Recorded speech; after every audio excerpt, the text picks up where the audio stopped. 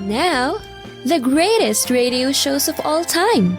Suspense. The Shadow Node. Washington calling David Harding, Counter Spy. Classic radio theater. The Great Gildersleeve. Fibber McGee and Molly. Dragnet.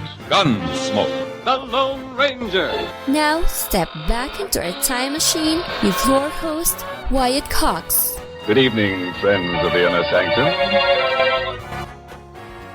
Comedy on this Friday with episodes of Jack Benny's with Robert Taylor as the guest host.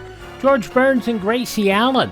We'll have The Great Gildersleeve starring Harold Peary, J. Carroll Nash in Life with Luigi. We'll wrap it all up with an episode of The Couple Next Door. That's what's coming up on this Friday, 16th day of May, 136th day of the year, 229 days left in 2025.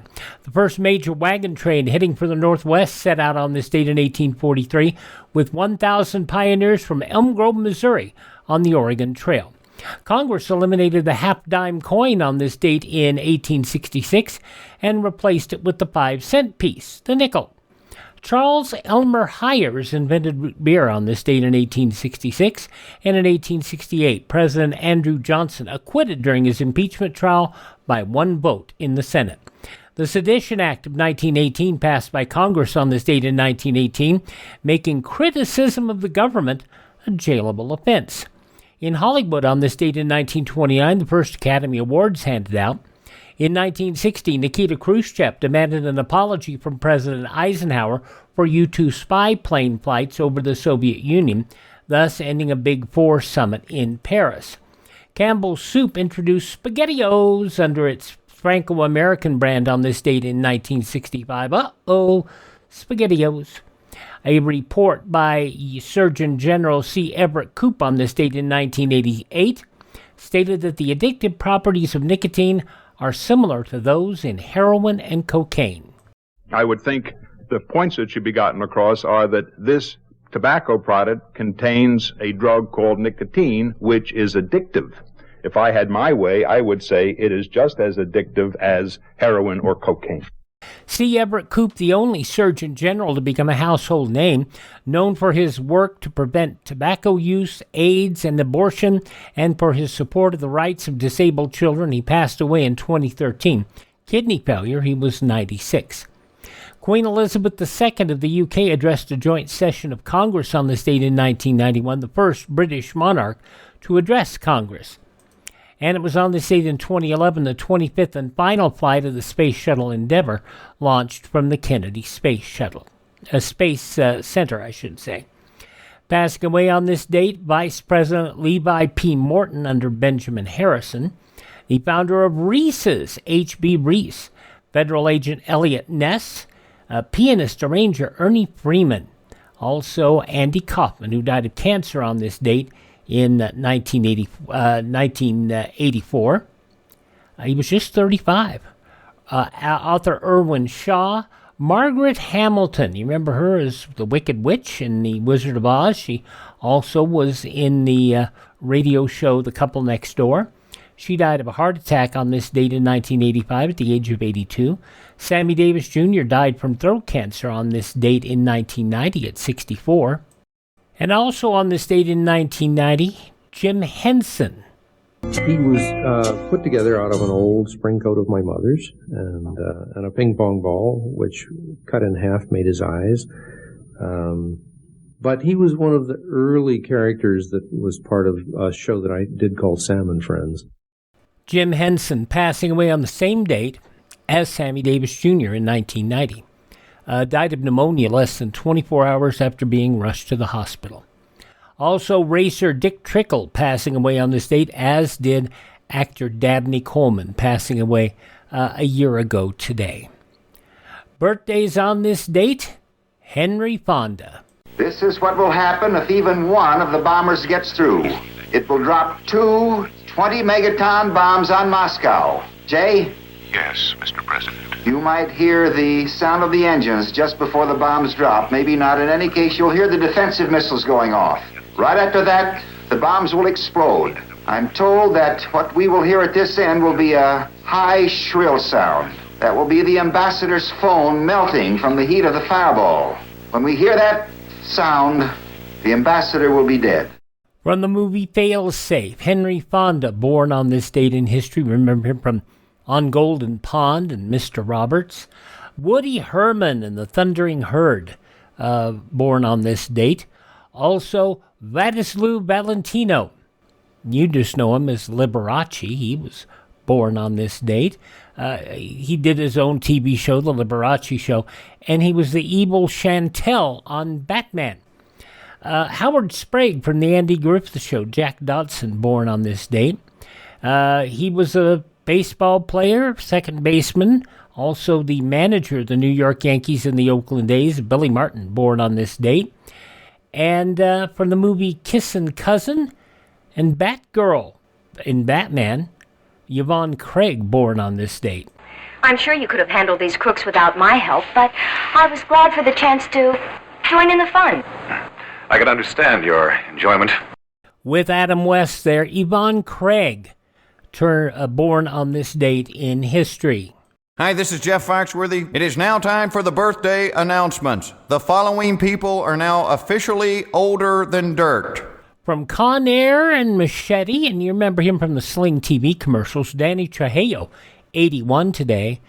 From Remington Steele, and he was James Bond in GoldenEye. Pierce Brosnan, 72. My friends call me James Bond. Pierce Brosnan, 72 years old today. Turning 70 today is Deborah Winger. You guys are graduating in a couple of weeks? Yeah, I'm starting to believe I'm actually gonna make it. You'll make it. Remember I told you saw it and it happened. From Officer and a Gentleman, Deborah with Richard Gere. Deborah Winger, 70 today. She won 2 gold medals in the 1972 Olympics. Gymnast Olga Korbut, 70 years old. From St. Elmo's Fire and Turner and Hooch, Mare Winningham is 66. Janet Jackson, 59 today.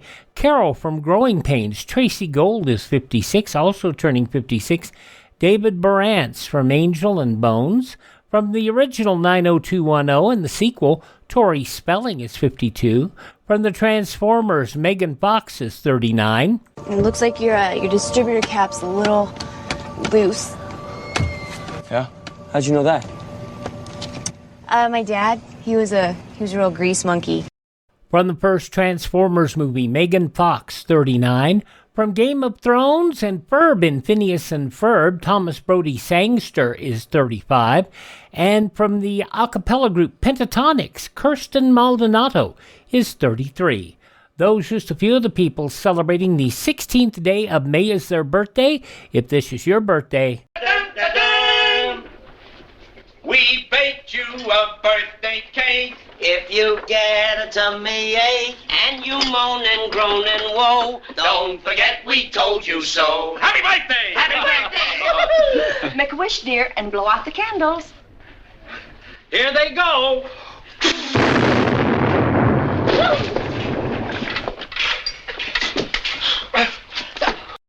On this Friday Classic Radio Theater, we're going to go back 77 years, May 16, 1948. Robert Taylor filling in for Jack Benny on the Jack Benny program. That's next.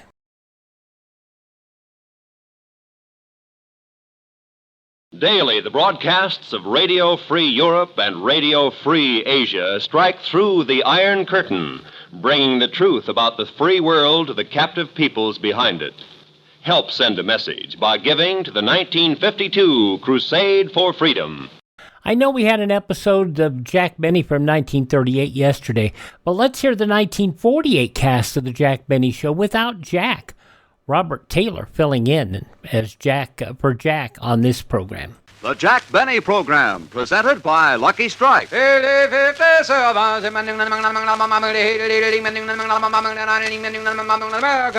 Lucky Strike. First again with Tobacco Man. First again with Tobacco Man. Lucky Strike. More independent tobacco experts smoke Lucky Strike regularly than the next two leading brands combined. There you have the findings of a recent impartial survey which reveals the personal smoking preference of the men who really know tobacco. The auctioneers, buyers, and warehousemen. Yes, the survey shows... Lucky Strike, first again with Tobacco Men. First again with Tobacco Men. First again with the men who can see. The makers of Lucky Strike consistently select and buy that fine, that light, that naturally mild tobacco. And when these experts smoke Lucky Strike for their own personal smoking enjoyment, then you know. LSMFT, LSMFT. Lucky Strike means fine tobacco. And in a cigarette, it's the tobacco that counts. So for your own real, deep-down smoking enjoyment, smoke the smoke tobacco experts smoke. Lucky Strike. First again with Tobacco Men.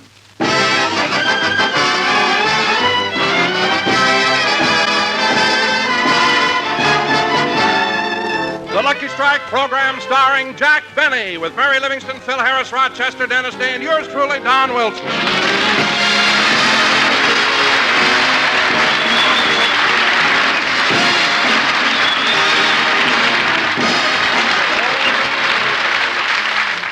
And now, ladies and gentlemen, it is my pleasure to present to you a man whose charm and personality have gained him millions of admirers. A man who's not only loved for his... Wait a minute, I must have the wrong script. This is introducing Robert Taylor. That's right, Don. Jack has gone away on a week's vacation, and Robert Taylor is taking his place. He should be here any minute. Robert Taylor? Oh, that's wonderful. But, Mary, I still can't get over Jack's just packing up and going away on a trip. Well, it's more than just a trip, Don. Jack is spending a glorious week in New York. What made him decide to go so suddenly? He won it on the bride and groom program.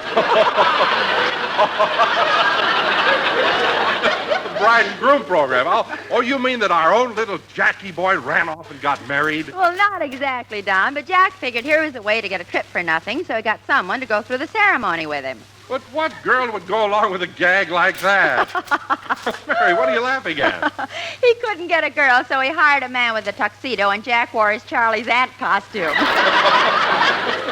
With a veil yet. Well, Mary, if it was all a gag, why didn't he come to you with the idea? He did. That's why he wore the veil. I punched him in the nose. Anyway, Don, till Bob gets here, I think that we Hiya, Dante. Hello, Livy, you little May Company magnolia.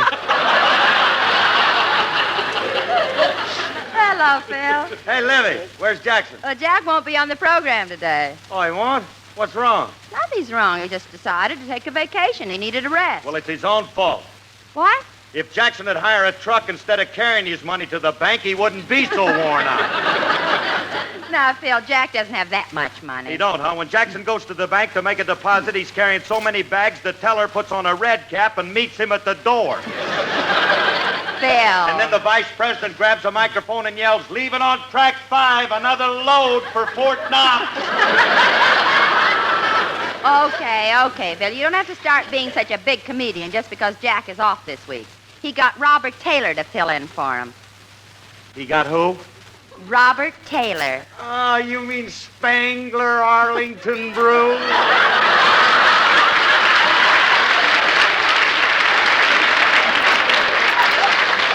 Spangler Arlington Brew. Well... Wait a minute. Let's just mull over that. Don't get in a hurry, Liv. We can cut that up into some pretty parts, you know. Well, Phil, that's his real name, but on the screen he's known as Robert Taylor. How do you like that? What's the matter, Phil? Well, why does Jackson want to get somebody else when he's got me? Why, baby, I'm radio's answer to the governor of Alabama. Me, little Philzy. Yes, that pretty thing. The kid with a soothing personality. Phil, your personality is about as soothing as an eye wash with Tabasco sauce. So whether you like it or not, Robert Taylor's going to be on the show. Okay, but if you don't show up pretty soon, I'm taking over. Oh, no, you're not. Oh, Mary, maybe we ought to check and see if Bob has started for the studio yet, huh? Oh, that's a good idea, Don. I think I will. Oh, Gertrude. What is it, Mabel?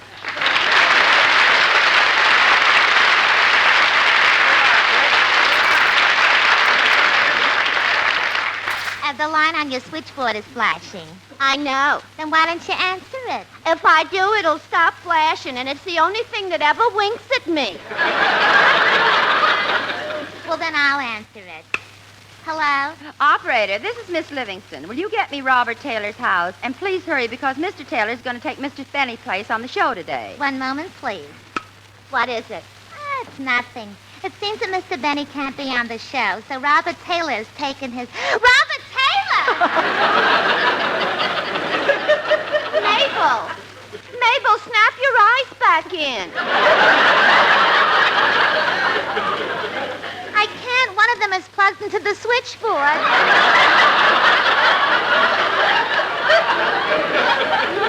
Here, I'll help you.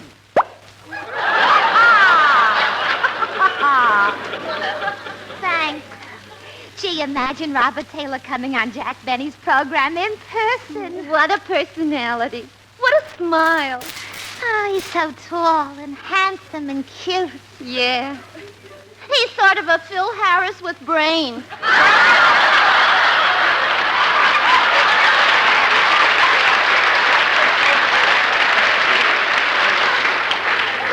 Why, Gertrude Gearshift, how can you make such an expostulation? Phil Harris isn't even cute. Mabel Flapsaddle. Listen, let's give credit where credit is due. I say Phil Harris is cute. Cute. Take away Alice Faye, and what have you got? 180 pounds of ham hocks and turnip greens. Gee, I wonder why Jack Benny isn't on the show. Do you suppose he's sick? Oh, he can't be. I saw him at the bank yesterday talking to a red cap. Imagine Robert Taylor being on Jack Benny's program. Yeah. Why, if Robert Taylor walked down the corridor right now, I'd get to him if I had to jump through that plate glass window. Well, you can jump at him if you want to. I'll wait here and catch you when he throws you back. Mabel, if you're trying to be funny, you Operator. Oh, I'm sorry, but Robert Taylor doesn't answer. Well, thank you. Don.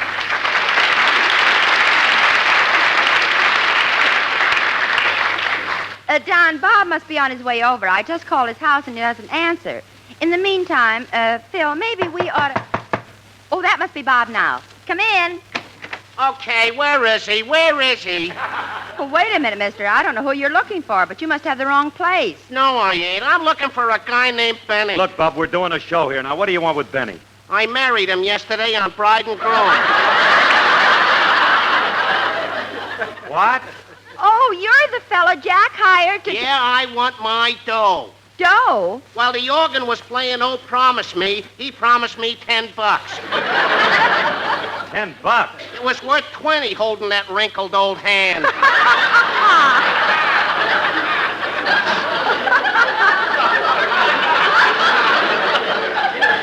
Well, I'm sorry, but Mr. Benny's out of town. He left right after the ceremony. Well, how do you like that? He goes on a honeymoon and leaves me here with my wife and kids. Oh, now, don't worry about it. Don't worry about it, fella. When Mr. Benny comes back, I'm sure he'll give you the $10. And 50 cents. He made me pay for the rice.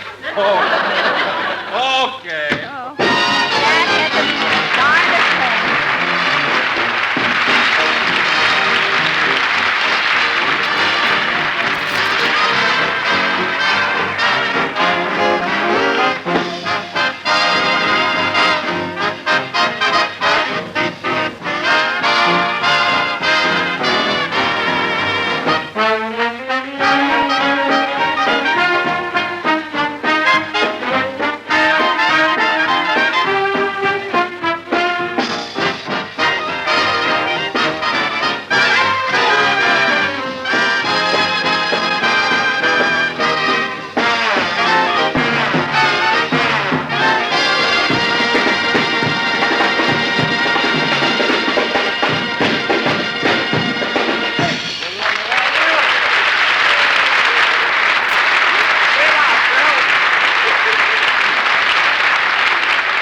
That was Phil Harris and his You Can Turn the Radio On Again, Jack. They're through orchestra.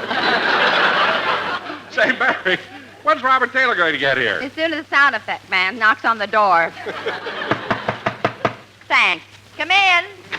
Hello, everybody. I hope I'm not late. Hey, kids, look who's here, Robert Taylor.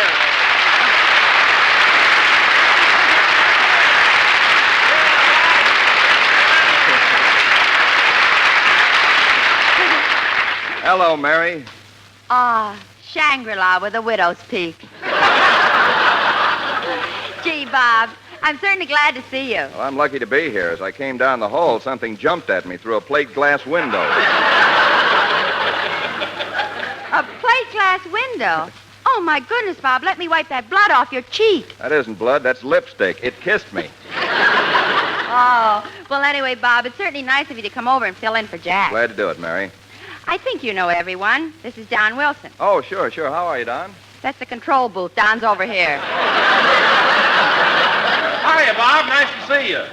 And, Bob, I'm sure you know Phil Harris. Yes, as a matter of fact, a couple of months ago, I took his place with Alice. Wait a minute, Rollo.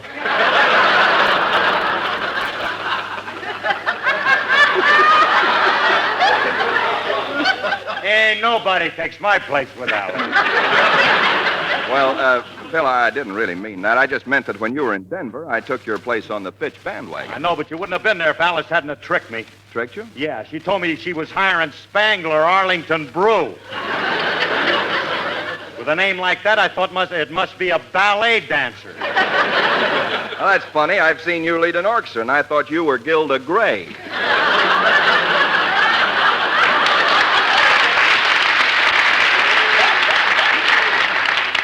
Fellas, don't argue. Jack won't like us. Oh, hello, Don. Hiya, Phil. Hello, Mary. Hello, Dennis. Gee, Mr. Benny, those must be wonderful vitamin pills you're taking.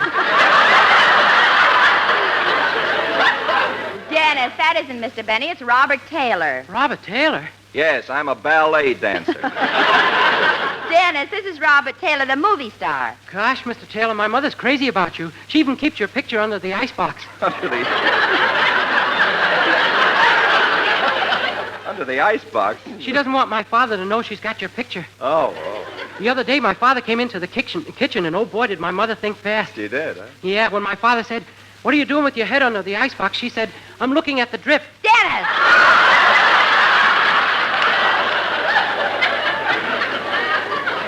Dennis, how can you say that? Let him alone. Spangler Arlington Brew. Hey, tell me something, Spang. I don't blame you for changing your name, but how'd you happen to pick Robert Taylor? Well, it was by accident. When the studio told me that I needed a stage name, I thought of a lot of them. Didn't know which one to take, so I picked one out of a hat. Gee, that's a coincidence. When I was born, my mother picked my middle name out of a hat. Really, Dennis? What is your middle name? Sweatband.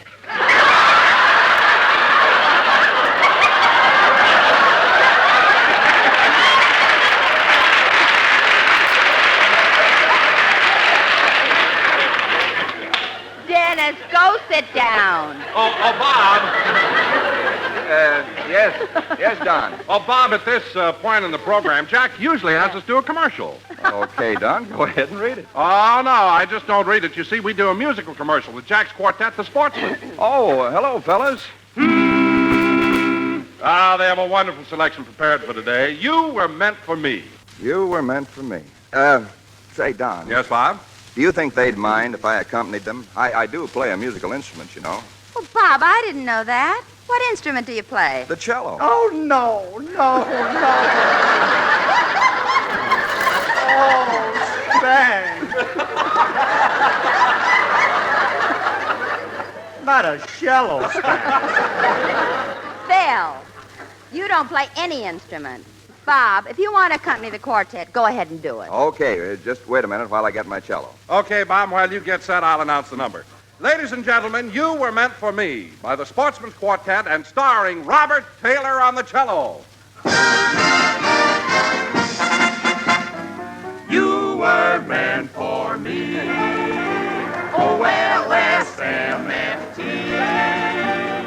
Lucky fashioned you, and when you were done, you were all the good things rolled up in one. O-L-S-M-F-T. The only soap that rings around and burn. So full, and they must have meant you just for me. You were meant, yes, you were meant for me. You should try a Lucky. They are better than the rest. Quality of product is essential to success. Don't be late, for men know will say that Lucky Strike was meant for you. You were made for me. How it plays that cello melody. Don't be late, for men know will say that Lucky Strike was meant for you. And we do mean you.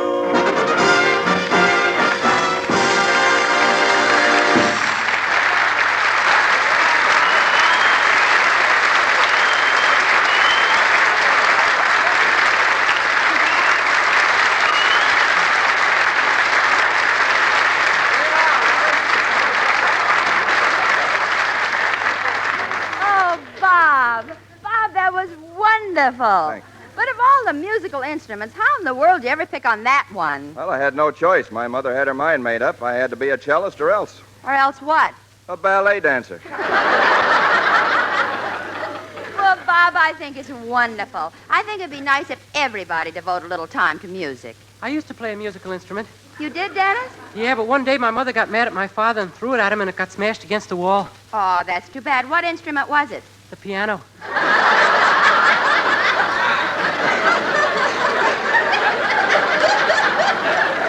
Well, that's terrible, Dennis. Did anybody get hurt? Just me. I was still sitting on the stool.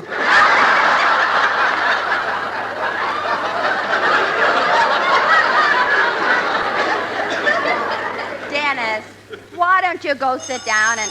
I'll get it, Mary. Hello? Yes, operator, this is Robert Taylor. New York calling? Say, Mary, it must be Jack. Hello? Hello, Jack. How are you? I know this is long distance, but how much does it cost to say how are you? What'd you call for? Not enough laughs on the program. Gee, I can't understand that. I'm really working hard. I've even got my coat off. My pants. I will not. What's that, Jack? You want to talk to Mary? Just a minute. Mary wants to talk to you. Oh, thanks, Bob. Hello, Jack. Where are you staying? Sherry, Netherlands? Oh, that's good. What are you doing? Oh, having dinner in the bridal suite? What are you having? Oh, boiled rice.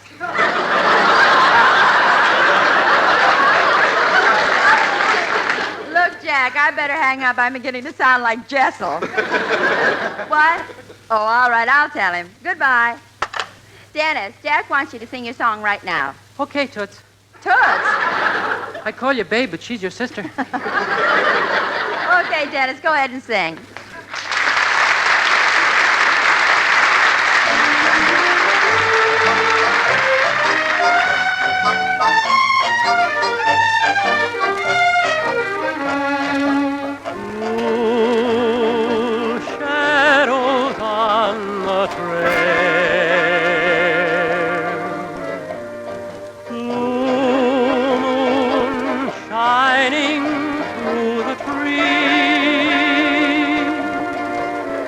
And a plaintive wail from the distance comes a-drifting on the evening breeze. Move along, little shadows, move along. Soon the dawn will come and you'll be on your way. But until the darkness sheds its veil, there'll be blue shadows on the trail.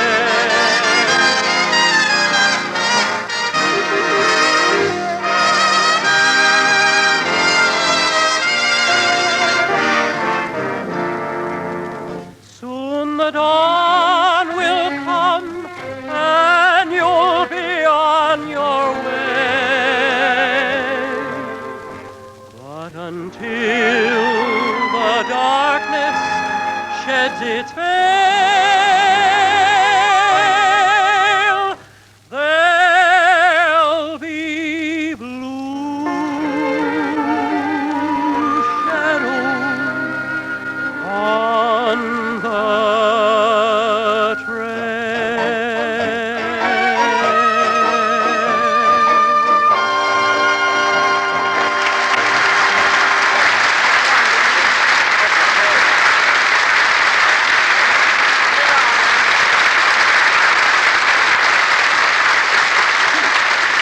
That was Dennis Day singing Blue Shadows on the Trail from Walt Disney's picture Melody Time featuring Dennis Day. And very good, Dennis. Dennis who? Dennis Sweatband. Dennis, why don't you stop being so... Come in. Yeah, how do you do? My name is Nelson. I'm a photographer, and I was asked to come over here and take some pictures. They'll appear in the 5 magazines I work for. 5 magazines? What are they? Peek, Pick, Click, Look, and Schnook. Well, Mr. Nelson, if you're going to take pictures, you better get started. Very well. I'll set up my equipment. Hey, Nelson, is that little black box your camera? No, it's my darkroom. I've got 2 midgets working in there. Midgets? Yes, they're half Nelson. Aren't you glad you asked? And now for the pictures. I'll take Curly first. Are you ready? Anytime you are. How do you want me, profile or full? If I'd have wanted you full, I'd have caught you last night.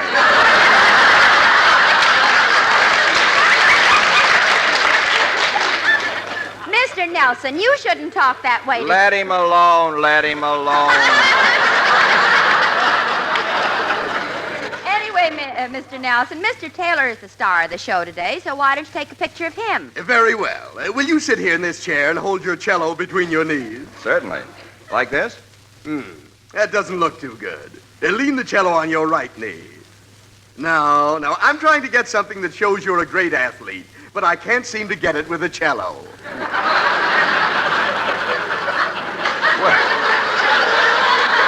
Well, if you want something sporty, I can slide it under me and ride it side saddle.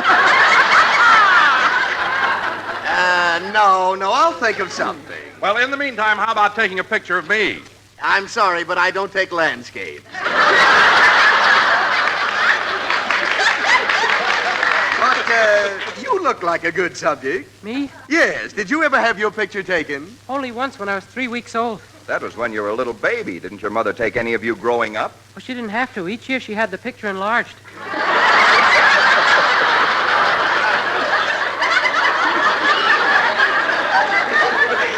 Enlarged? In my last picture, I'm 9 feet tall with a diaper on.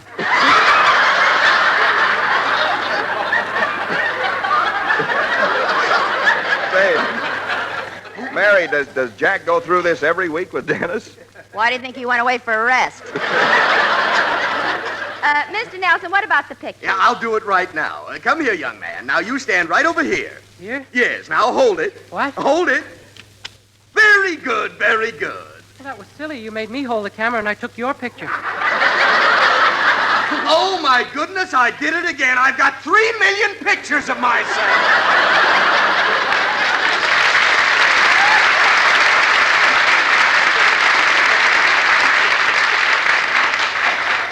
Well, Mr. Nelson, let's get the pictures over with so it... Oh, I'll get it. Hello? Hello, Miss Livingston. It's Rochester.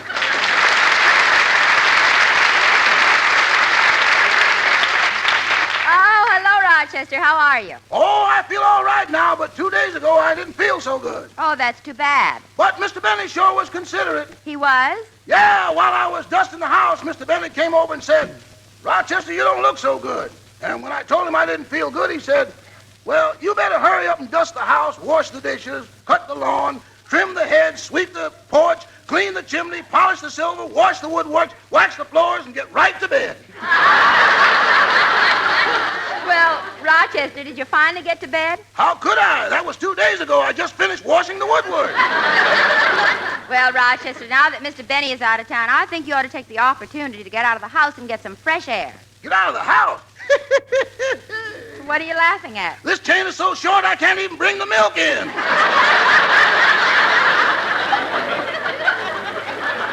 Oh, Rochester, you're just making up jokes. Would I have called you if I had straight lines?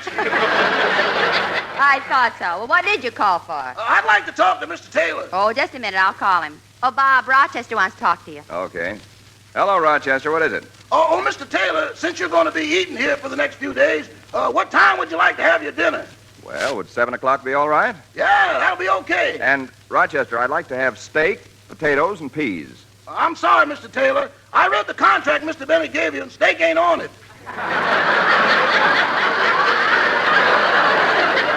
Well, then, what do I get to eat? Potatoes and peas. Just potatoes and peas? I've got the contract right here. I'll look up the clause that says peas. Clause 5, 12, 18. Oh, here it is, 27. Is that the number of the clause? No, that's the number of peas. Oh, well, Rochester, what do I get for dessert? What? Dessert. Dessert? Yeah, that's something extra that's added to top off your dinner. Well, when did they start that? A couple of weeks ago. Well, anyway, Rochester, as long as it's only for a few days, just give me what's in the contract. Okay, and Mr. Taylor, what time do you think you want to go to bed? I'll sit up and listen to the radio for a while, probably go to bed about 11. Good, good. That'll give me plenty of time to lay out your pajamas and ballet slippers. Thank you, Rochester. I'll see you in a little while. Goodbye. Goodbye.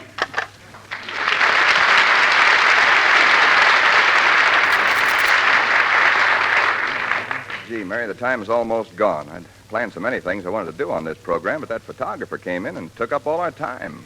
Well, Bob, I've got a confession to make. I sent for him. You sent for him, but Mary, you almost spoiled the program. Well, who cares? Now I've got pictures of me working with you so I can send them back to the girls of the May Company. Mary, you used to work at the May Company? Well, what a coincidence. Did you used to work there, too? No, but that's where I buy my ballet slippers. Well, what a small world, Playfield.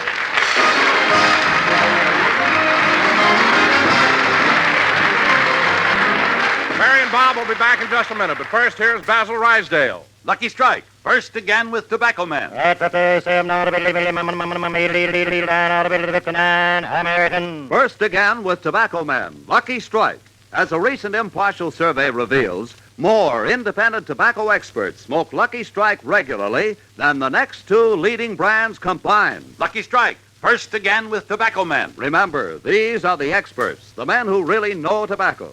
And more independent tobacco experts smoke Lucky Strike regularly than the next two leading brands combined. You've heard the survey results. Now, listen to what Mr. George Alfred Webster, veteran tobacco warehouseman, recently said. At market after market, I've seen the makers of Lucky Strike buy fine, light, mild tobacco.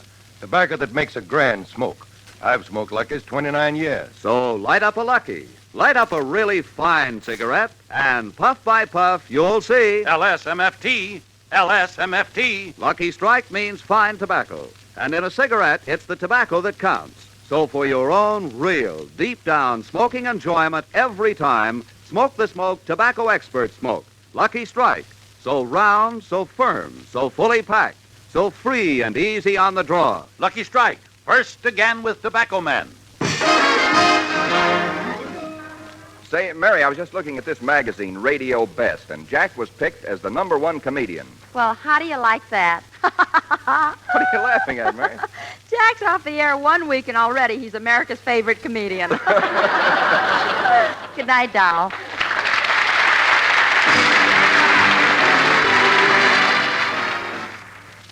Gotta love that this time Mary got to say good night, doll, when Jack wasn't on the show.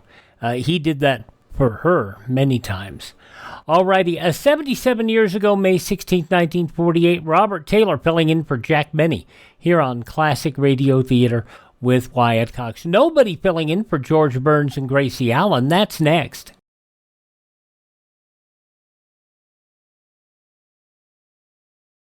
Do you know how old the school building in your community is? If it's over 25 years old, the chances are that it's woefully inadequate. Join with the groups in your community working for better school conditions. Remember, better schools build a stronger America. That was kind of fun. George and Gracie are up next here from 81 years ago, May 16, 1944, as George tries to sing his way into office. Come right in. Oh, George, we've got company.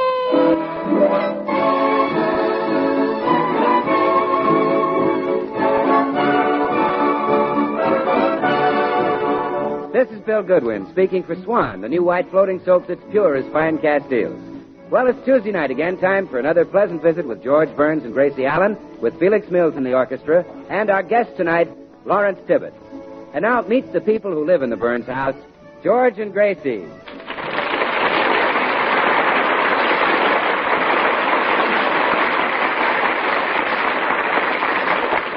Well, tomorrow is election day, and we find George in Stanley's cigar store making last-minute plans to win that coveted public office, second assistant substitute city councilman from the 3rd District. Well, Stanley, these last 2 boxes of Perfecto Royale cigars may turn the trick. I'm passing them out to every man who has a vote. Yes, Mr. Burns?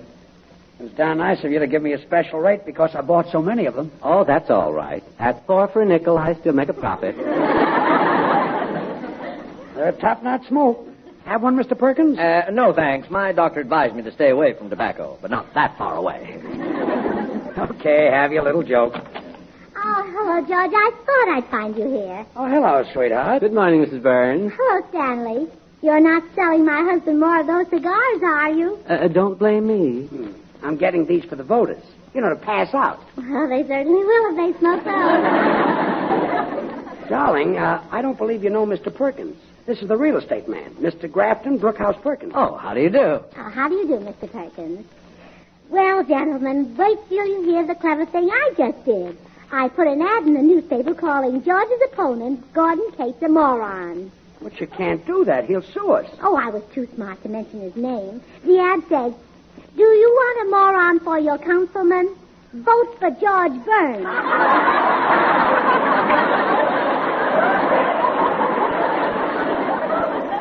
Oh, fine. I'm ruined. Oh, say, that political commentator's on the air right now. If you folks would like, I'll tune him in. Oh, swell. Then we'll see what he thinks of the election tomorrow. And all indications point to a clean sweep for Henry Garson in the 2nd District. Now, over in the 3rd District, where George Burns opposes Gordon Cates, it looks like a real fight.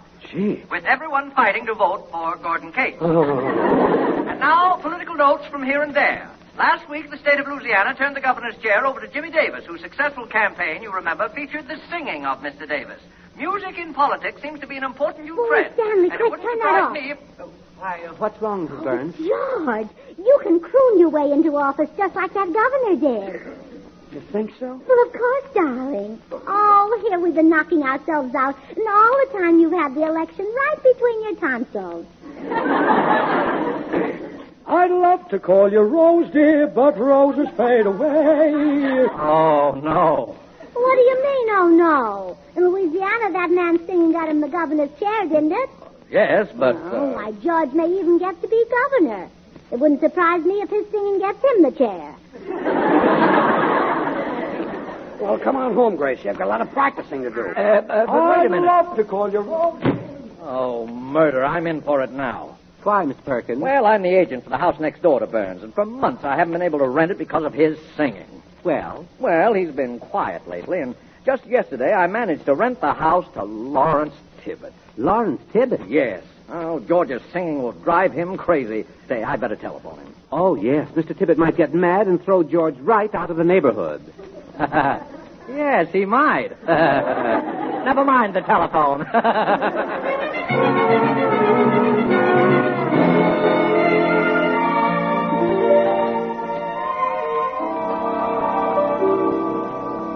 I'd love to call you Rose, dear, but roses fade away. Louder, dear, louder. Those vocal cords haven't been used lately. They're a little dusty.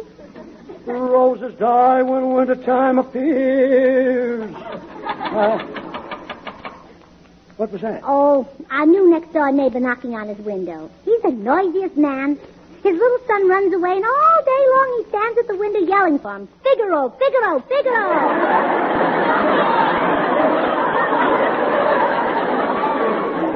I don't know.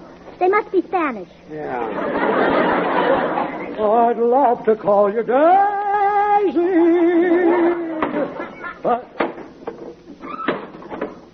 What was that? Oh, the man next door again. Flies must be bad over there. Closing all his windows. Hope they don't come over here. I'd love to call you Daisy, but Daisy's always tell what we got. George, what are you doing? Vocalizing, Bill. I need something to loosen up my throat. Well, here's a knife. Bill, George is going to win the election tomorrow with his singing. Oh, no. I don't get it. Well, we'll get all the voters in the Hollywood Bowl tonight.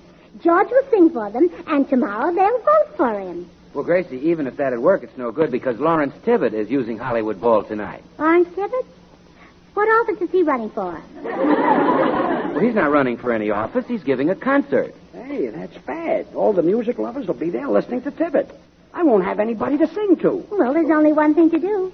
We'll find Lawrence Tibbett and ask him to turn his concert over to George. Oh, Gracie, that's impossible. Why, I'll bet if George walked out on that stage and started singing, the people couldn't tell him from Lawrence Tibbett.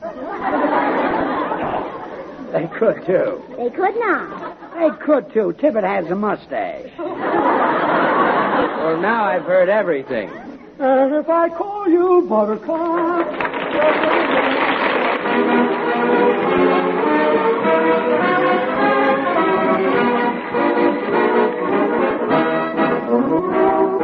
Say, Gracie, why don't you tell the people if they vote for George, you'll help them get one of those wonderful full-color baby pictures you're sending out? Oh, there are no political strings attached to getting those pictures, Bill. All the folks have to do is send me a dime to cover the cost of handling and mailing, and then I'll send them one. Gee, it's a cute picture, Gracie. Oh, yes, it shows a whole boatload of happy little red-cheeked babies sailing along, having the time of their lives. It makes you feel good just to see them. Yeah, it's a big picture, too, 12 by 15 inches. Printed in full color on such heavy art paper, you don't even need a frame. And there's no advertising on it, Bill. That's right, Grace.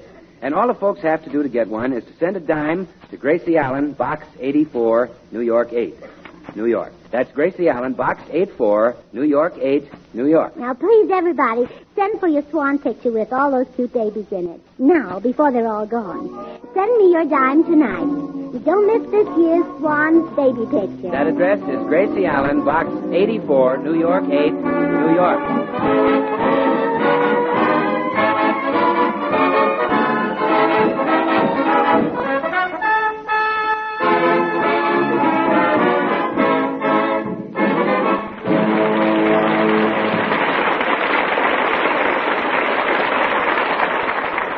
Well, Gracie thinks that George can get himself elected councilman if he can just sing in Hollywood Bowl tonight in place of Lawrence Tibbett. Gracie is trying to get in touch with Tibbett, not realizing that he is their new next-door neighbor. Oh, let me see now. Where would I be if I were Lawrence Tibbett? Oh, I know, at Nelson Eddy's house. You were Tibbett? You'd be at Nelson Eddy's? Sure, throwing rocks through the windows. Gracie, I'd give up this idea if I were you. Oh, don't be silly. If I could just think where Lawrence Tibbett might be. Figaro! Figaro! Figaro! Figaro! Figaro! Figaro! Figaro! Figaro! Hey! Figaro! Oh, he hasn't found that kid yet. Hey! Keep quiet over there. I'm trying to think. Let me see. Where would Lawrence Tibbett be?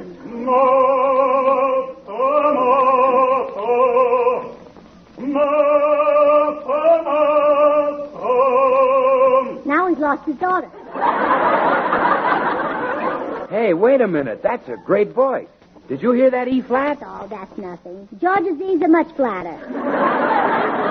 Oh, see now.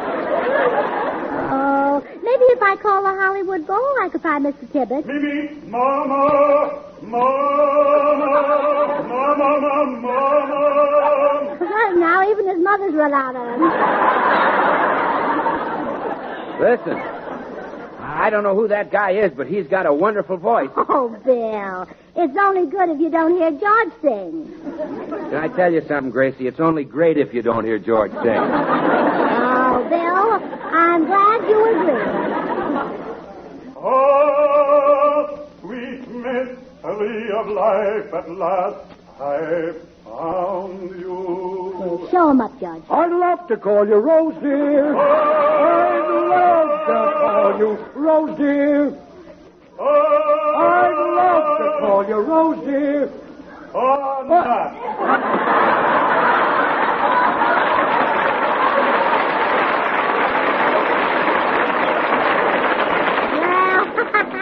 That did it, George. Old Leather Lungs gave up. Well, I better go out and look for Lawrence Tibbett.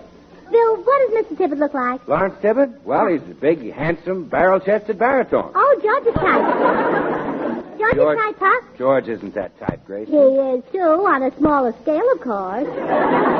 He may not have a barrel chest, but he's got a cute little keg tummy.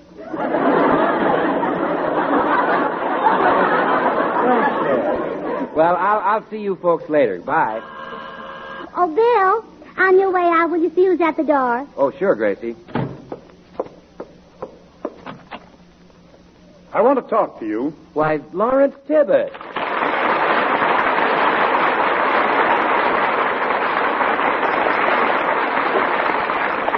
Now, look here, my good man. I don't want to be a fussy neighbor, but you've got to stop beating that dog over here.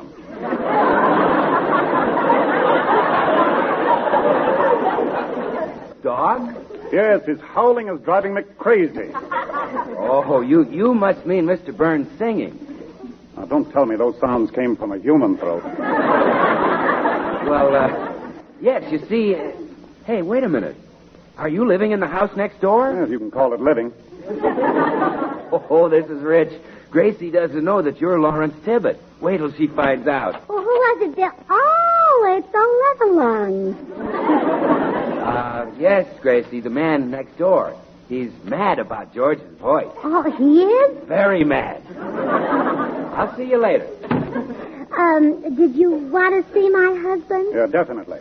You see, I'm trying to get in shape to give a concert. Oh, I'm sorry. My husband wouldn't have time to give you lessons.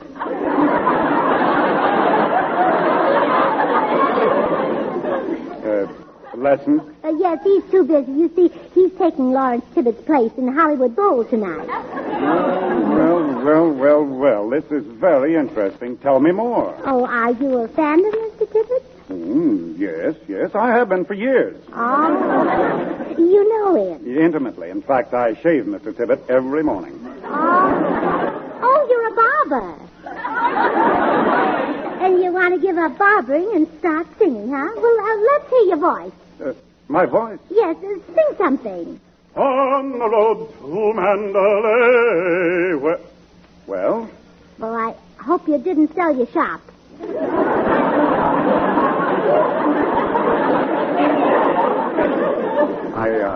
I beg your pardon. Let's hear you hit an A. A. Now hit a C. C. Now hit a J. A J? Oh, too high, huh? Say, Gracie, I thought I heard you. Oh, it's old Leather Lungs. Oh, yes, George. He wants you to give him singing lessons. Now, really. Well, I haven't got a lot of time, son. But at least I can check up on your voice and see if you got anything. Now, look. No, don't be nervous. Just open your mouth wide and let me hear you sing. For she could carry a gun good as any mother's son. Let me hear you sing. For she could carry a gun good as any mother's son. For she could carry a gun. No. For she could carry a gun good as any mother's son. For she could carry a gun. No.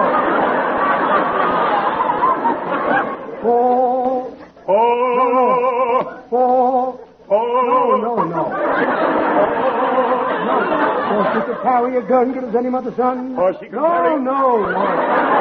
Well, George, I think that's enough for the first lesson. Well, okay, you can relax, son. A few sessions like that, and you'll be able to get those pear-shaped tones just like I do. Yes. And after tonight's concert, they'll probably put George's vocal cords in the cement at Grauman's Chinese. Don't you think so? Yeah, they'll probably sound better there. Now, see here, Mr. What's your name? Tibbett. Lawrence Tibbett. Now, see here, Mr. Tibbett, if the... Huh? You're Lawrence Tibbett? That's right. Gracie. Well, we certainly fooled you, didn't we, Mr. Tibbett? You thought we didn't know who you were. Oh, you see, I like my little joke. Yeah, obviously. You married him. Huh? Well, now, if you don't mind, I'm going home now and rehearse for my concert tonight. Oh, rehearse here, Mr. Tibett. We want to talk to you about your concert anyway. Oh, I don't think I'd better. Oh, but we'd love to hear you sing. No, thanks. Oh, well, then, you sit down and George will sing for you. Oh, I'll sing. Oh, George, isn't this thrilling? Grand opera right in our own living room. No, this won't be opera, though. It's a favorite of mine from musical comedy. Cole Porter's Night and Day.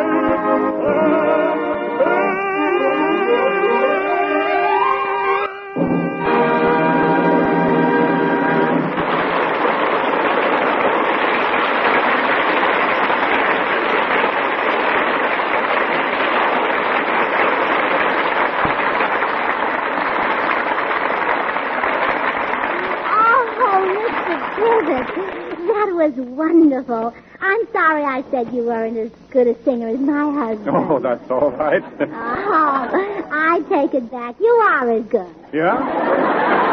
Oh, that's wonderful. Thank you. I think. Yes, sir, that's a nice little voice you've got there, Larry. In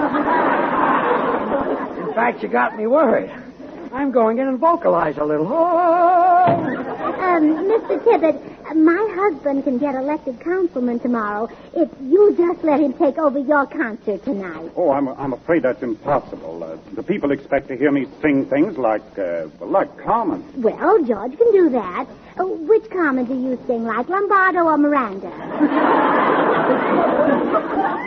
Oh, just forget it, Mrs. Burns. Well, I guess George will just have to get the voters over here and sing for them this afternoon. Oh, no, please, not that. I had to concentrate, and that house next door is the only vacancy in Los Angeles. Well, it can't be helped, Mr. Tibbett. Now, look, if I give your husband a part in my concert tonight, will you promise to keep him quiet this afternoon? Oh, gladly. All right.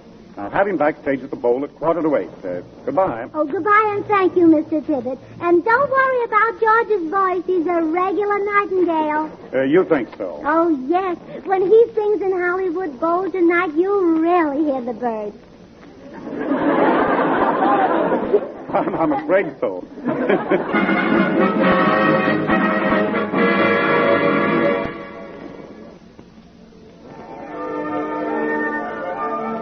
Well, here I am, Larry, all ready to sing.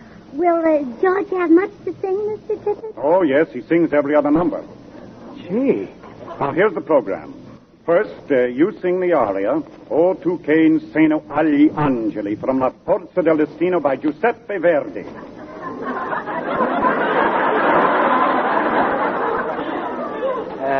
That's my first number. Yeah, that's right. I'm afraid I don't know that one. Well, I'll sing that one for you. Oh. Now your next number is a stirring thing. Viva il vino spumeggiante from Cavalleria Rusticana by Pietro Mascagni. That's my second number. Yes.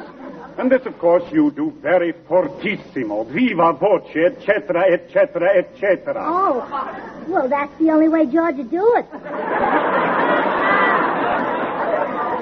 I'm afraid I don't know that one either. Then I'll sing that one for you, too. Now comes our duet. Oh, now we do something together. Yes, we'll do two numbers. Sei il mio nome and Ecco ridenti in cielo from Il Barbieri di Seviglia by Gioacchino Antonio Rossini.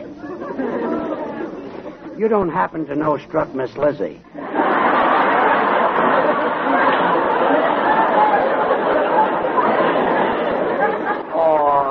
Or Ta-Ta Tootsie Goodbye? No. Strutter's Ball? No. Well, Mr. Tibbett, if the whole program is going to be those classical songs, George won't get to sing at all. Too bad, but I tried. I went through the program, but I just couldn't work anything out. Well, I thought you worked George out very well. Well, Larry, while you're out there singing, couldn't you just ask the folks to vote for me? My dear fellow, George Burns, running for councilman, could hardly fit with Carmen and Faust and Rigoletto. Oh, I guess it couldn't. Or could it? I beg your pardon? Oh, nothing. Just an idea.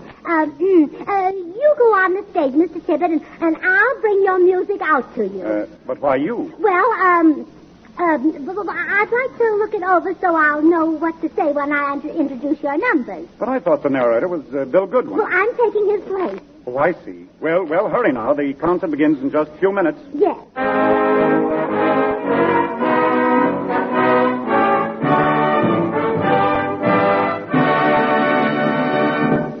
Good evening, music lovers. Welcome to Hollywood Bowl. It is my pleasure to present Mr. Lawrence Tibbett, who will sing the famous Toreador song from the opera Carmen. Oh, you'd better read off this music, Mr. Tibbett. It's a special arrangement. Ladies and gentlemen, Mr. Lawrence Tibbett.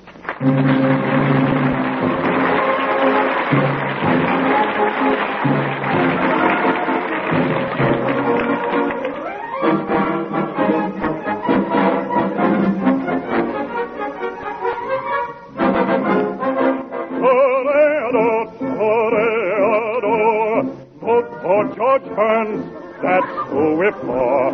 He's the man for second assistant, substitute city councilman from the...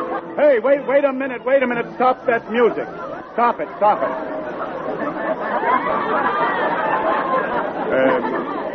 Mrs. Burns, I can't sing this. Oh, what's the matter? Wrong key? Mr. Tibbett, I'm sorry I let Gracie narrate for me and cause all this confusion. Here's another arrangement.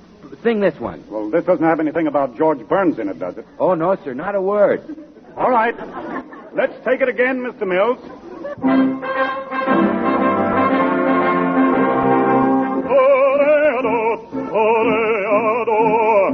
wash with Swan soap, that's what it's for. Hey, wait a minute, stop. All right.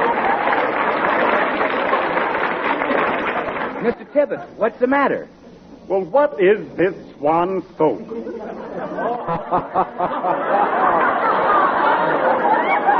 Well, Mr. Tibbett, that's the new white floating soap that's 4 soaps in one. The soap for your hands and face, bathing the baby, or for dishes and light laundry. 4 swell soaps in one, a great wartime buy. But the Hollywood Bowl's no place for Swan soap. Oh, Swan's great in a bowl. Or a pan, and it's especially wonderful in a tub if you're bathing a baby. You see, Swan's pure as fine Castile, and Swan is so mild and gentle it's just perfect for a baby's tender skin. And naturally, if it's a soap for baby, well, Swan must be just right for your hands and face, your tub or shower. Mr. Mills, you play that selection from Rigoletto, and this time I'll sing from memory, and no more special arrangements. Bella figlia dell'amore. Swan breaks in two.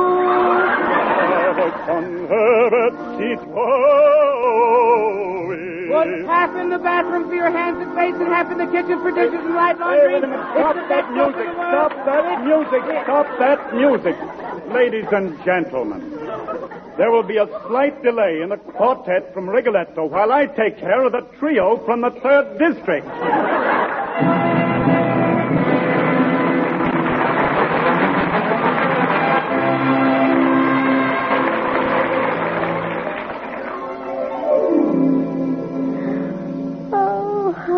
George, are you asleep? No. Oh, I'm sorry. I got you into such a mess tonight. Fine thing. I'll never be elected now. Getting thrown out of Hollywood Bowl in front of 50,000 people. I'm sorry. Wind up tomorrow with 2 votes. That's all I'll get. Your vote and my vote. Just your vote, dear. I'm voting for Gordon Case. What? Well, as long as you haven't got a chance anyway, and he has got a lot of sex appeal. Good night, dear. Good night.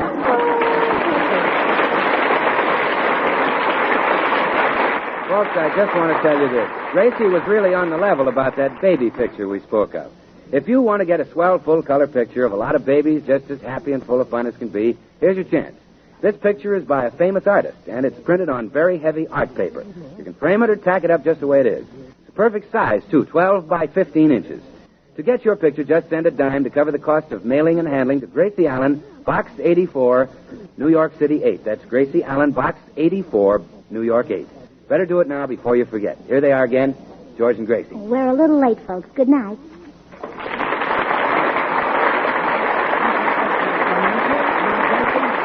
Makers of Swan, a new white floating soap, join George and Gracie in inviting you to tune in to your Columbia station next Tuesday, same time, when we'll have as our guest Georgie Jessel. Remember the same time every Monday and Wednesday when you'll hear 2 other great programs, Lux Radio Theater and Frank Sinatra. Both the same time in the evening and over the same station as Swan Soap's George Burns and Gracie Allen. Tune in every Monday, Tuesday, and Wednesday at this time. Remember George Burns and Gracie Allen, CBS next Tuesday night. Till next Tuesday, this is Bill Goodwin saying, well, I, Swan, how about you? When a soldier goes into battle, he needs ammunition. When a soldier's wounded in battle, he needs medicine. You can help provide both by saving used kitchen fat. This is CBS, the Columbia Broadcasting System.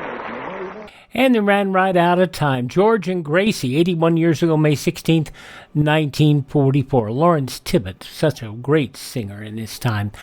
Coming up tomorrow on Classic Radio Theater, we'll have what was the Camel Comedy Caravan on the day, but because it's an Armed Forces recording, it's just the Comedy Caravan. Jimmy Durante and also Gary Moore in that show. Father Knows Best, My Friend Irma, and the Bird's Eye Open House. That'll be coming up on our Saturday program here. And then on Sunday, we'll have Suspense. Orson Welles and Donovan's Brain, Part 1. Boston Blackie starring Dick Culmer, Sergeant Preston of the Yukon, and Tyrone Power as a senator in Freedom USA. On Monday, we're back to comedy. Bud Abbott and Lou Costello. Also, The Great Gildersleeves starring Harold Peary. Dean Martin and Jerry Lewis with Fred McMurray. And the Screen Directors Playhouse, Lucille Ball. Miss Grant Takes Richmond. Tuesday, Western Adventure with Gunsmoke, Fort Laramie, The Six-Shooter, and an Arch Obler's play called Crazy Town from 1939. That's all coming up in the next few days here. And then, let's see, Wednesday, we will have My Favorite Husband starring Lucille Ball, another Our Miss Brooks episode, The Adventures of Archie Andrews, and Phil Harris and Alice Faye. Keep it right here for Great Classic Radio Theater. And coming up next, speaking of the Great Gildersleeve, we'll hear from the big man in just a moment.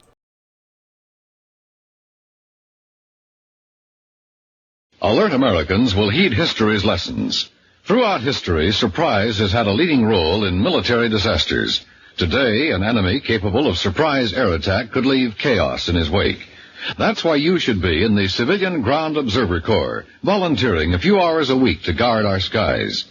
Be a ground observer. Contact your local civilian defense office. We go back 82 years, May 16, 1943. Harold Peary is the Great Gildersleeve, and the story of the haunted house.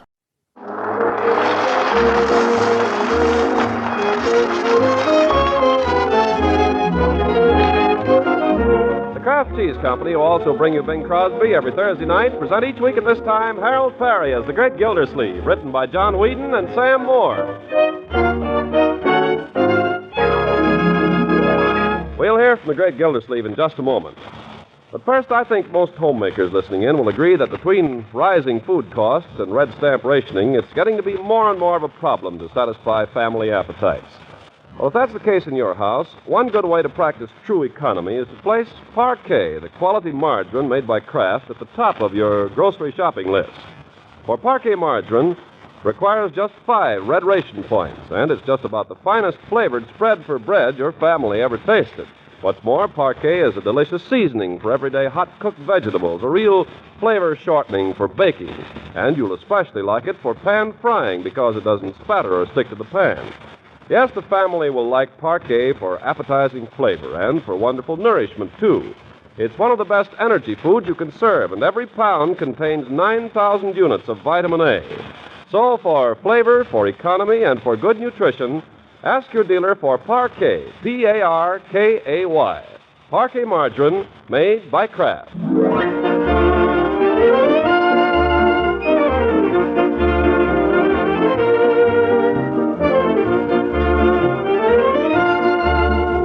Now, on to Summerfield, where we join that illustrious citizen and industrious lover, Throckmorton P. Gildersleeve.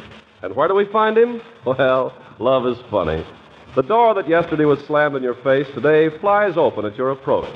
And so we discover the Great Gildersleeve and his lady love once more together, seated on the sofa in his living room, gazing into the future and laying plans for the event that is shortly to make him the happiest man in the world. Leila, Yes, Throckmorton. a penny for your thoughts. Oh, Gracie, my poor little old thoughts, they're hardly worth a penny. Well, you know me, I'm a spendthrift. Silly. Huh? I'll tell you what I was thinking, though. I was thinking you and I are going to have to go and look at furniture one of these days soon. Furniture? What for, Leila? I've got more furniture now than you can sit on. Well, I know, Throckmorton, but after all... What's the matter with it? Well, I guess there's nothing really the matter with it, but it just hasn't any style. Oh, no. It's true, Throckmorton. Take that easy chair there. That's my chair. I know, and look at it. What's the matter with that chair? I like it. Oh, but look at the shape of it, that short little back and that great enormous seat. Well, there's always a reason for everything, Leila. You know, the trouble with you, Throckmorton, you've been a bachelor so long you're set in your ways. No, I'm Yes, you are. But after we're married, things will have to be a little different. Now, this house, for instance. All right, I'll admit the house needs painting. That's all right with me. Well, that's not quite what I was thinking, Throckmorton. No? What were you thinking? Well, you know that big white house on the edge of town out toward the country club? The one that's sort of set back among the trees with a big lawn in front? You mean the old Burton place? I guess so, yes. Well, I understand it's for sale. Of course it's for sale. It's been empty for 3 years. Leila, you weren't thinking of moving out of this house. Well, it's a nice house and all, Throckmorton, but it is kind of old-fashioned. I like it. Well, it's old-fashioned without being really antique, if you know what I mean. I like it. I just thought you're doing so well now and all. And Judge Hooker says he frankly doesn't think this place is suitable for a man of your position in this town. Oh, he doesn't. Well, you tell Judge Hooker not to worry himself about me. I'm not moving out of this house no matter what he thinks. Even if you knew that... No, that's my final answer, Leila. I wouldn't even consider it. Well, all right, darling. If that's the way you feel about it, I won't say another word. I hope you don't think I'm just being stubborn. Darling, the house is already forgotten. All I want in the world is for you to be happy. You know that. After all, you're my lord and master. Or you soon will be. Lord and master. And give me a kiss. Throckmorton, Yes, honey. would you do something for me? Anything, my love. Something awfully sweet. Anything. What is it? Would you shave off your mustache? Shave it off, but Leila. Just to see how it would be. You can't tell. It might make you look younger. Younger? Yes. You don't want people to think of me as an old man's darling. Leila, you don't think of me as old. Of course not, Throckmorton, but I'd just like to see how you'd look without it. No, sir. Nothing doing.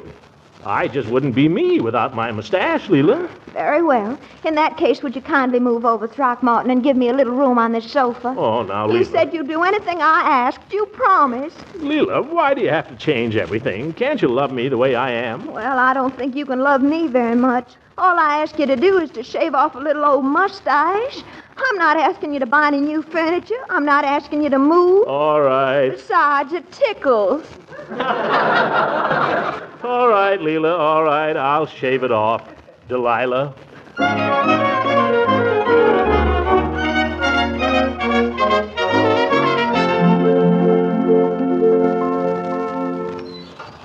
Well, good morning, Mr. Gildersleeve. Wasn't expecting to see you for another week or 10 days. I know, but here I am. Floyd, I want you to shave off my mustache. What? You heard me. Let's get at it because I'm a busy man. All right, Commissioner, but I don't mind telling you I hate to do it. Never mind that. Lather me up. Okay, you're the doctor, but I'll tell you why I say that. It was some years ago when I had my other shop over in Ashton. One day a fella come in. He was quite a character in town, sort of public figure, a little on the stout side, like yourself. I suppose what's under your vest is laundry. No offense, Mr. Gildersleeve, no offense, but this fella'd been wearing a mustache all his life, 30 or 40 years. And all of a sudden he come in and asked me to shave it off. That's why I came in, too. Oh, in 2 shakes. Have to strop a little. Of course, I was just a young fella then. I didn't know what I know now. Full of beans, no brains. So I never gave it a second thought. Just went right ahead and shaved his mustache like it was hay. Come on, Floyd. I haven't got all day. When I was through, the fellow took one look at himself. Then he put his hand over his face, ran out of the shop, tore down to the depot and bought a ticket and left town in the next train. He didn't come back till 3 months later, and by that time he had a new mustache. I was the only fella in town that ever saw him without it, and he never spoke to me again. So I hate to shave off your mustache, Mr. Gildersleeve, but here she goes. Floyd, let's not rush into this thing, huh? No, sir? No, just trim off a little at each end so I can see how that'll look, huh? Oh, slow and easy. I got you, Mr. Gildersleeve. About this much, say? A little less. About this much? A little more. There. Uh-huh. All right, now sit still. There. Now, if you cover up the other end with your finger, you can get an idea. I'm afraid to look, Floyd. Go ahead and even her up. All right, now sit still. There. Well, how do you like it? I don't know. What do you think, Floyd? It's hard to say. Makes you look different, all right. Well, if it ain't Judge Hooker, come on in, Judge. Morning, Floyd. Well, Gildersleeve, what on earth? Whose idea was this, your lady friend? Never mind, Hooker. Maybe I better call her up and tell her to get ready for a shower. You stay away from her. You've made enough trouble already. What do you mean? What's the idea of putting bees in her bonnet about my house not being good enough for me? I didn't say it wasn't good enough for you. I said it wasn't good enough for a man with political ambitions. What do you mean by that? Well, it seems obvious enough. A man wants to be president. It's all right to be born in a log cabin, but the time comes when he has to get out of it. Isn't that right, Floyd? Well, You stay out of this, Floyd. Uh-huh. In the first place, Hooker, I'm not in politics. In the second place, the voters choose a man for his ideas. not his residence. Maybe so, Gildy, maybe so. But look at Congressman Abernathy. His house looks exactly like Thomas Jefferson's, and that impresses the voters, doesn't it, Floyd? Well, You stay out of this. Hooker, when I get ready to run for Congress, I'll buy a Jeffersonian house. Until then... All right, Gildy, all right. But there's a house on the market now that'd be just right. May not be there by the time you throw your hat in the ring. They're talking about you for Congress in 44, you know. They are? Definitely. Who? I can't tell you. Yeah. But if you were to get your hands on that old Burton place... Well, maybe I'll think it over, Judge. So long, and thanks for the tip. Mr. Gildersleeve, did you say tip? What? Here you are, Floyd.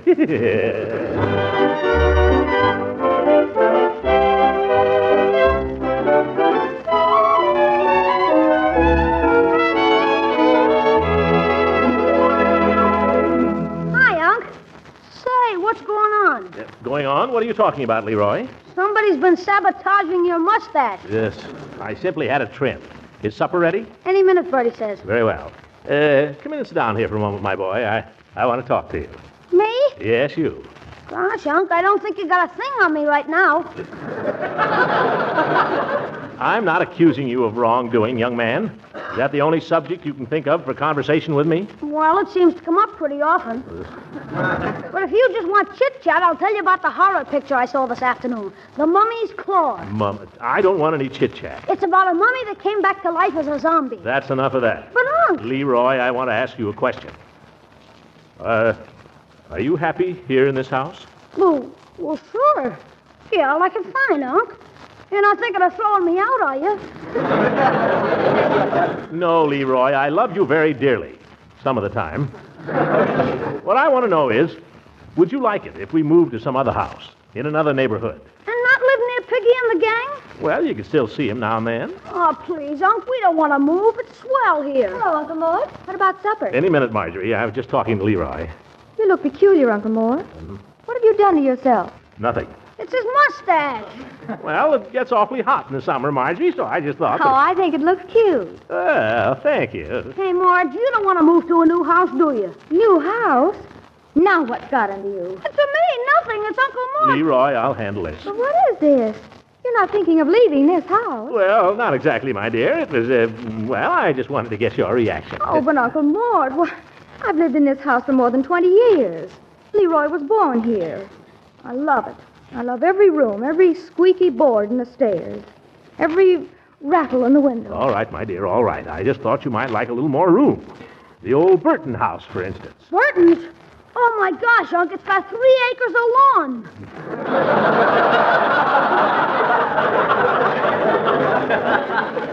Uncle Mort, it's miles from anywhere. Oh, it's not so far. Oh, I know why you're thinking about moving. Leila Ransom wants to live in the Burton house. That's what it is. Oh, but Marjorie, it was just a suggestion. I bet it was her idea, fooling with your mustache, too. I don't like that now, either. Supper's ready. My dear, if you don't want to, we won't move to the Burton house. My land, did you say move in the Burton house? And now, Bertie. Because if you're going to live in that house, you have to revise your kitchen personnel. Hooray! But, Bertie, what's the matter with the Burton house? Mr. Gildersleeve, I don't want you to think I'm superstitious, but that house is haunted. It's haunted? Why, that's nonsense. Whatever gave you that idea? Well, everybody knows that old Mr. Burton shot old Miss Burton in that house, and one time I was walking past it with a gentleman friend, and we heard the scariest noise I ever heard in my life. What kind of a noise, Bertie? Well, like something out of this world. Leroy! That's the exact sound, Leroy. Sure, that's the noise of a zombie that used to be a mummy. Stop it, Leroy. That's horrible. Bertie, when you and your gentleman friend heard this sound, didn't he investigate? No, sir. By the time he caught up with me, we was 2 miles away.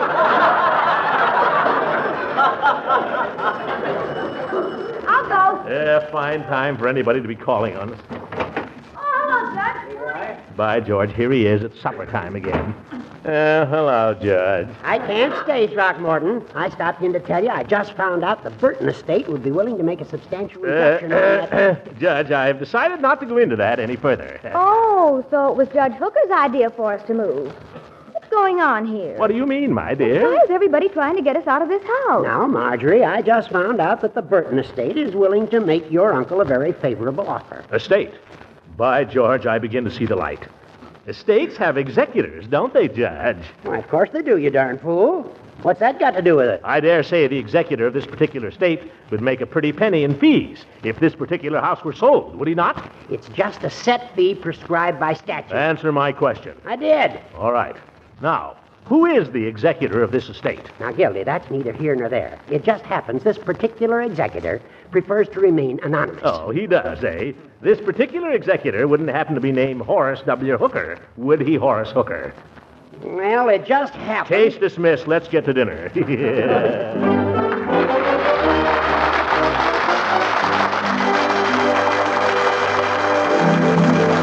Great Gildersleeve will be with us again in a few seconds. Meanwhile, if you've noticed that it's a case of first come, first served at your neighborhood grocery store, you've probably taken the hint and planned your shopping early in the day and early in the week. That's the best way to provide variety and balance in family meals. And it's also good insurance that your dealer will have on hand the outstanding red stamp values like Parquet, the quality margarine made by Kraft. Parquet sells very fast these days, and no wonder. Millions of people have found that for just 5 red ration points, they can buy a pound of a fine-tasting spread for bread that's also a delicious seasoning for cooked vegetables. They've learned, too, that Parquet margarine is a real flavor shortening for home baking, and that it's grand for pan frying.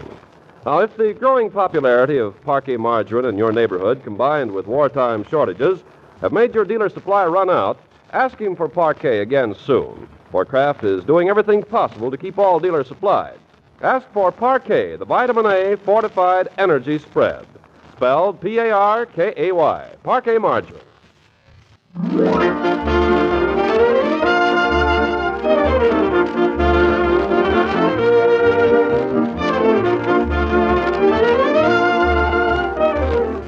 Now let's get back to Summerfield, where a picnic seems to be afoot. It's a lovely Saturday morning, and Leila Ransom, who proposed the idea, has promised to lead the way to an ideal spot, complete with brook. Come on, Leroy, and watch that hook. Okay, Unc. Bertie, get ready to cook plenty of fish tonight. You've never tasted fish like I'm going to catch. No, and you ain't never caught 'em. Come on, Leroy. I told Mrs. Ransom I'd be over there at 11:30. I'll be right with you, Unc. Let me see now. Have I got everything? Fishing rod, reel, bait, hooks, bobber, Come on. scout knife, canteen, folding camp kit. Where's my camp kit? Leroy, we're only going for the afternoon. I know. Oh, here it is. Now, spyglass, compass. Compass. The place is only a mile from here. We can't get lost. Flash. I forgot my flashlight. Leroy, we will be back before supper. I know. I just like to take it. That Leroy sure gets excited. He's going to burn himself out before he's 15. Yes. What does he want to drag all that stuff along for? I'm late now. Mr. Gildersleeve, you sure you don't want me to pack nothing for you? No, Bertie. Mrs. Ransom said she wanted to make the lunch. Yes, sir. I just wondered, does she know your capacity? Huh? Well, I wouldn't worry much about that. You wouldn't want me to just wrap up a few pieces of chocolate cake. I got one just fresh out the oven. You have, huh? Well, that sounds mighty good, Bertie. I might just call her up and ask her, huh? After all, you got to have something to keep body and soul together. Yeah. Hello. Leila? Poogie. I just called Huh? Oh, we will, Leila. We'll be right over. I'm just waiting for Leroy. He's gone to find a Huh? Oh, I see. I guess I misunderstood, Leila. Oh, sure. Sure, I think it'd be nicer that way. I'll fix it.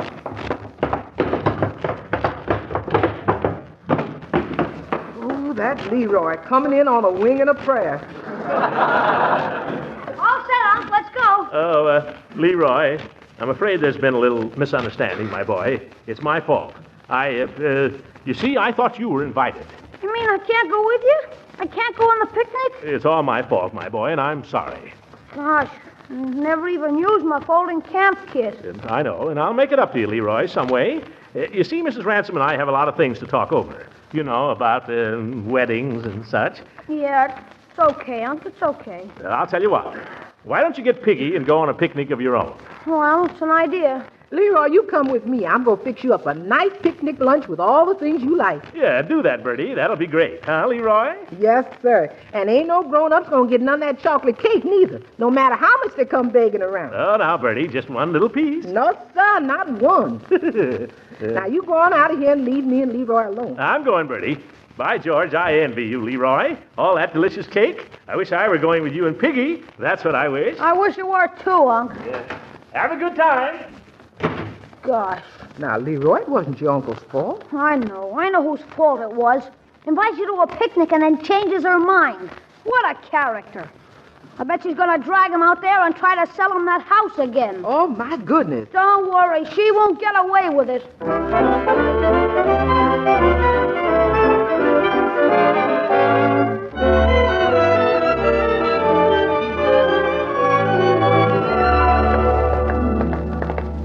Throckmorton, don't you want me to help you carry that heavy old basket? Why, this is nothing at all, Leila. I could carry it with my little finger. Well, don't try. There's a thermos bottle in it. Oh, you don't mind if I stop in here for a minute at the drugstore? Oh, not at all. I'll get all freckly if I don't, and you wouldn't love me with freckles on my nose, would you, Throckmorton? Oh, hello, Mrs. Ransom. Morning, Mr. Peavy. And Mr. Gildersleeve. Quite a little gathering. Lovely day, isn't it, Mr. Peavy? It is indeed. I see you're carrying a picnic basket there, Mr. Gildersleeve. Yeah. Yeah, picnic basket. Going on a picnic? Yeah.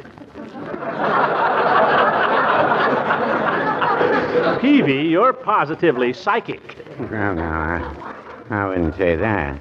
Mrs. Peavy is the psychic member of the family. Mrs. Peavy is psychic? Off and on, yes. She has what is called second sight. Second sight? That stuff is a lot of bunk. Well, now, I don't know, Mr. Gildersleeve. Mrs. Peavy does some pretty strange things. She often sees things that are coming. Did she see you coming? No, Mr. Gildersleeve. But I'll tell you, one experience of hers is pretty hard to explain. Mrs. Peavy had a dream one night. Everybody has dreams. I have them all the time. I know, but... Even cats have dreams. I wouldn't care to dispute you on that, Mr. Gildersleeve. But I was telling you about Mrs. Peavy. She dreamed one night that there was a very bad thunderstorm. Yes? Well, as a housewife, Mrs. Ransom, I don't have to tell you what a thunderstorm does to milk. Turns it sour. Exactly. I suppose the next morning you woke up and the milk was sour. No, stranger than that. The next morning, the milkman delivered us a bottle of buttermilk by mistake. Peavy, I wouldn't have believed it if you hadn't told me yourself. And that's not all. The night Mrs. Peavy dreamed about the thunderstorm, there was a thunderstorm. Oh, so she wasn't dreaming at all. That's what I say. There are a lot of things in this world you can't explain. Peavy, if you believe that, you'll believe anything.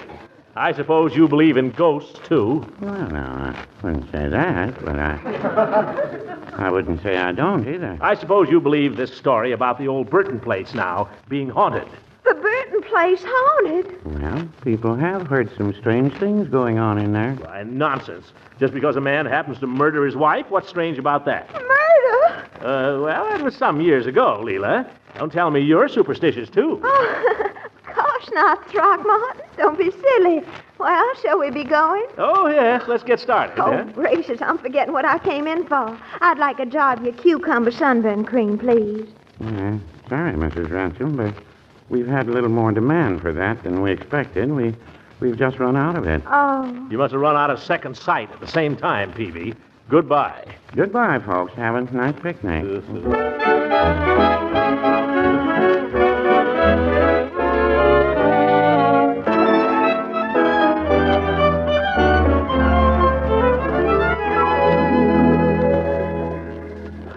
Leila, you're wonderful. You know, I never realized you were such a wonderful cook. Why, the only thing we had that was cooked, Throckmorton, was the hard-boiled egg. I know, but they were wonderful. Well, I must say I never saw a man put away so many. Are you sure you had enough? I couldn't eat another thing. Why, have you got some left over? No. Well, what shall we do now? I'll tell you what. I'll race you down to the brook. Oh, Leila, race. I couldn't. I'll bet you can't catch me, Throckmorton. Oh, don't, Leila. I'm too full. Come back over here and lie down on the grass beside me. All right, then. Right here, huh? Oh, this is nice. Look at those clouds up there. Aren't they beautiful? Uh-huh. Like little woolly lambs. Uh-huh. Throckmorton, Uh-huh. what are you thinking? I wish I'd eaten one less pickle.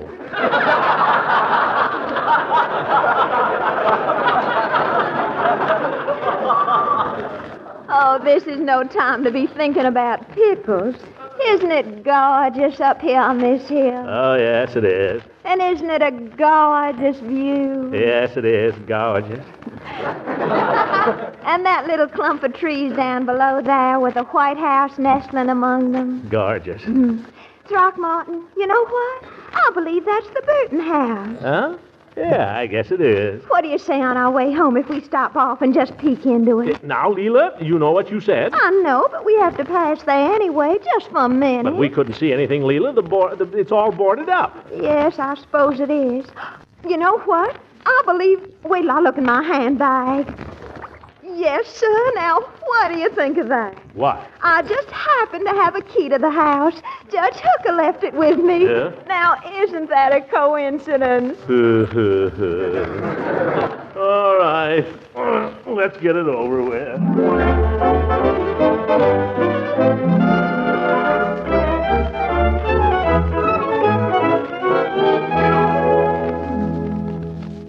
Throckmorton?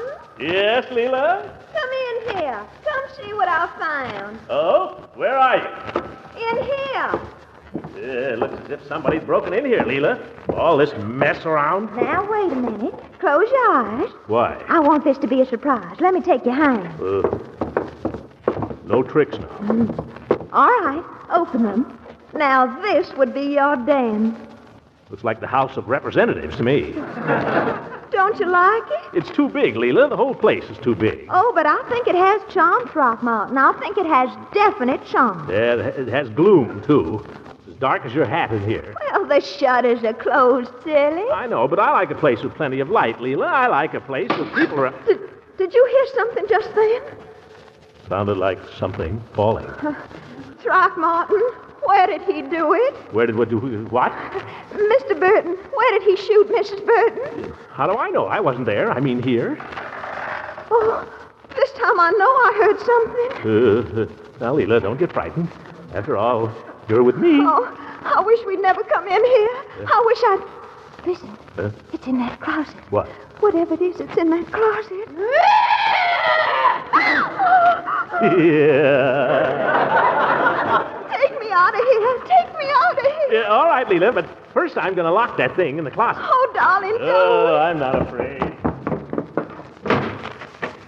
There. Oh, Throckmorton, come quickly, please. Never fear, my dear. As long as you're with me, you've got nothing to be afraid of. Shall we go? Oh, yes. I never want to come near this house again as long as I live. Yeah.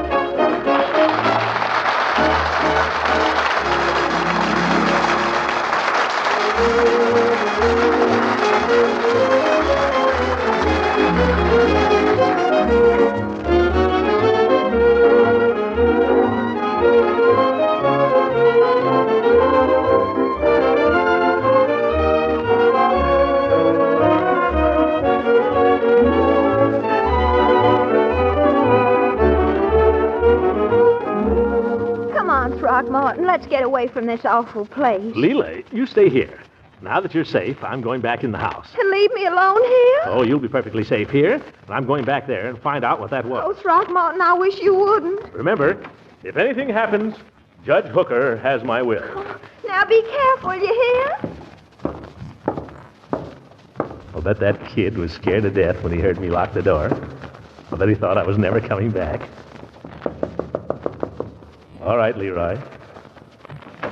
You can come out now, Leroy. Leroy, come out of there. Leroy. It's empty. That's funny. Could have sworn it was Leroy. Sounded like Leroy. Oh, my goodness. Leroy! Oh, what a character. Yeah. Good night, everybody.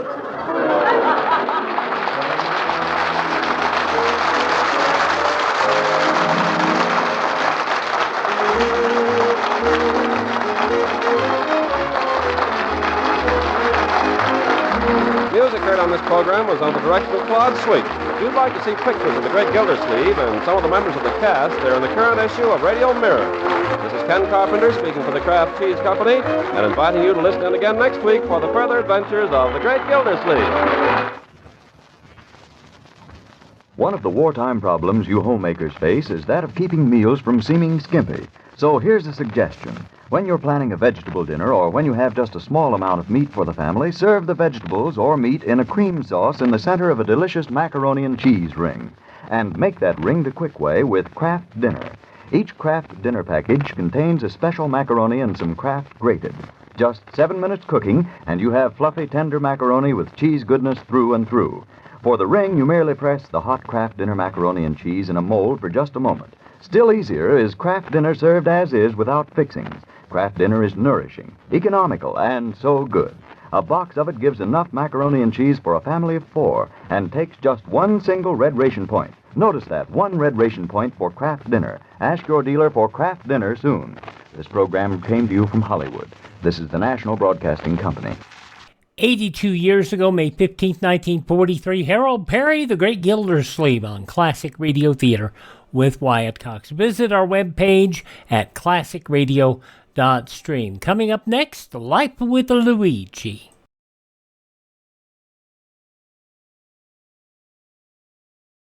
Americans have always been noted for their know-how.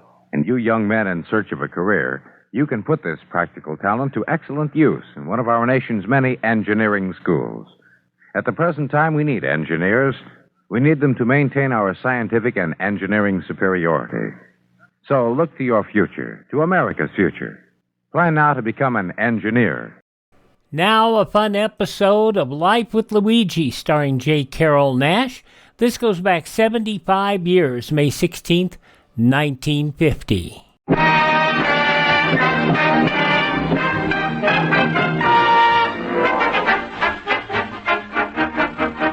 The makers of Wrigley Spearmint Chewing Gum invite you to enjoy Life. Life with Luigi, a new comedy show created by Cy Howard and starring that celebrated actor, Mr. J. Carrol Naish, with Alan Reed as Pasquale.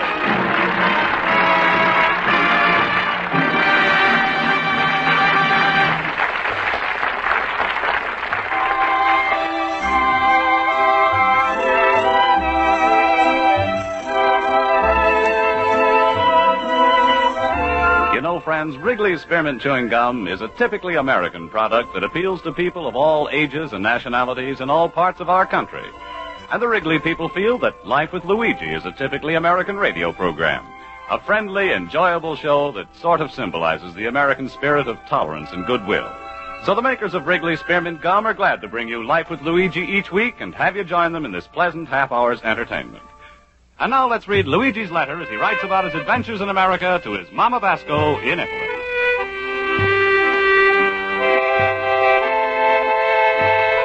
Dear Mamma Mia, this is Sunday, May 21st. It's a big day in the United States. It's called I Am an American Day. Of course, I'm not got my citizen papers yet, so for me it's going to be I'm wanna be an American today. And why not, Mamma Mia? There's 48 states here, and they all are working together to give the people what they need. For instance, Maine catches the fish. Idaho grows the potatoes. Kansas gives the corn. Minnesota the wheat. And Texas takes the credit.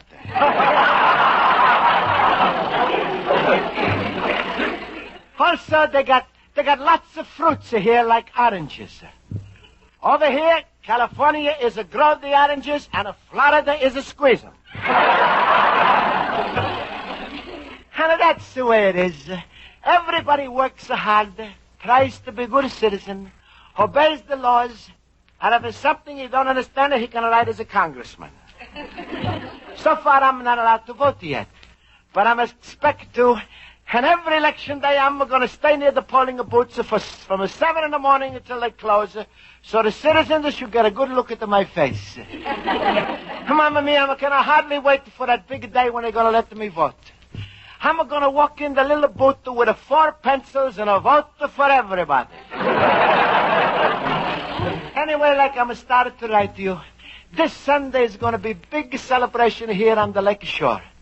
And now I'm going to my night school class where Miss Spaulding, my teacher, is going to tell us what are we supposed to do to take part in the I Am American Day celebration. America, I love you.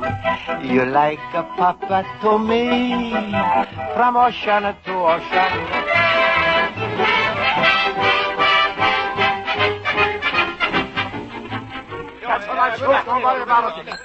All right, class. Quiet, please, please. Now I'll call the roll. Mr. Basco? Present. Mr. Horowitz? Present. Mr. Olson? Present. Mr. Schultz? Absent.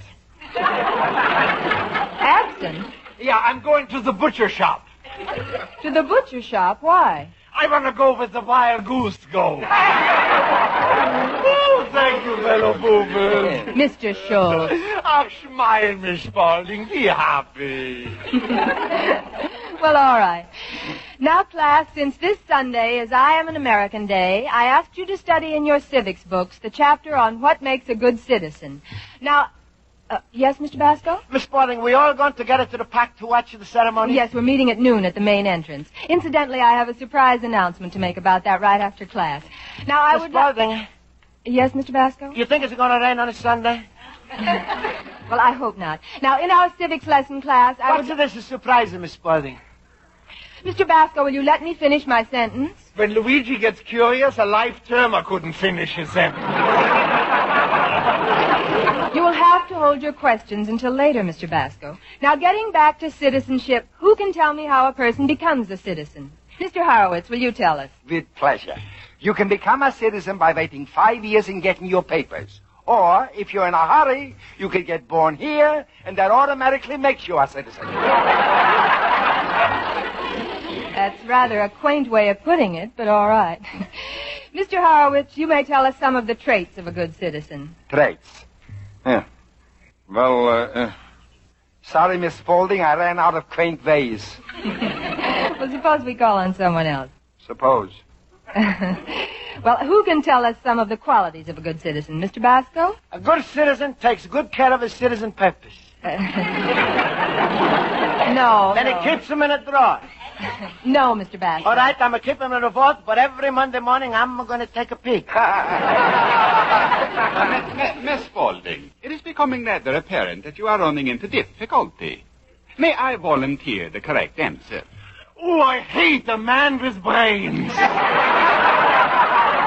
Please, Mr. Schultz. Go on, Mr. Olson. The qualities of a good citizen. Yeah. A good citizen always obeys the laws of the government.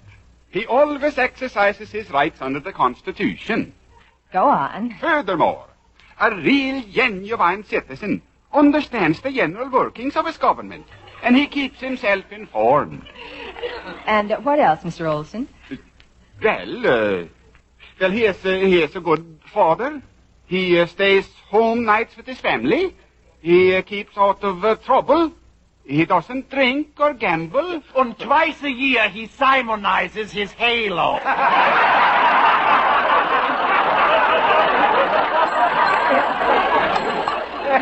Please, Mr. Schultz. Now, class, here's the special announcement I was going to make to you after class.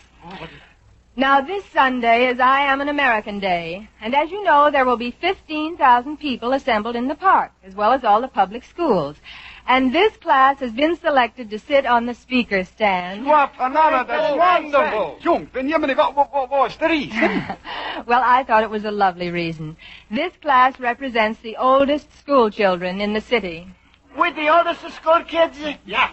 Last one in the Social Security line is a rotten egg. And I might add, with the youngest spirit. You're right, Miss Spaulding. That's right. Yes, sir. Well, class, that's the surprise, and I think it'll be a wonderful experience for you, especially when you consider that the principal speaker will be a judge from Washington, D.C., Judge Hal B. Reeves, and he's flying in especially from Washington. Mamma mia. The judge and we sitting with him on a speaker's platform.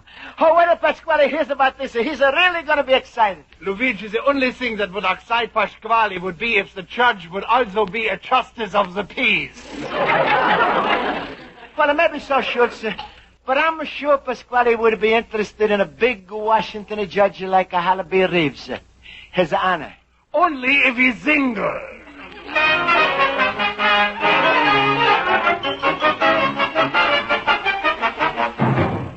Rosa!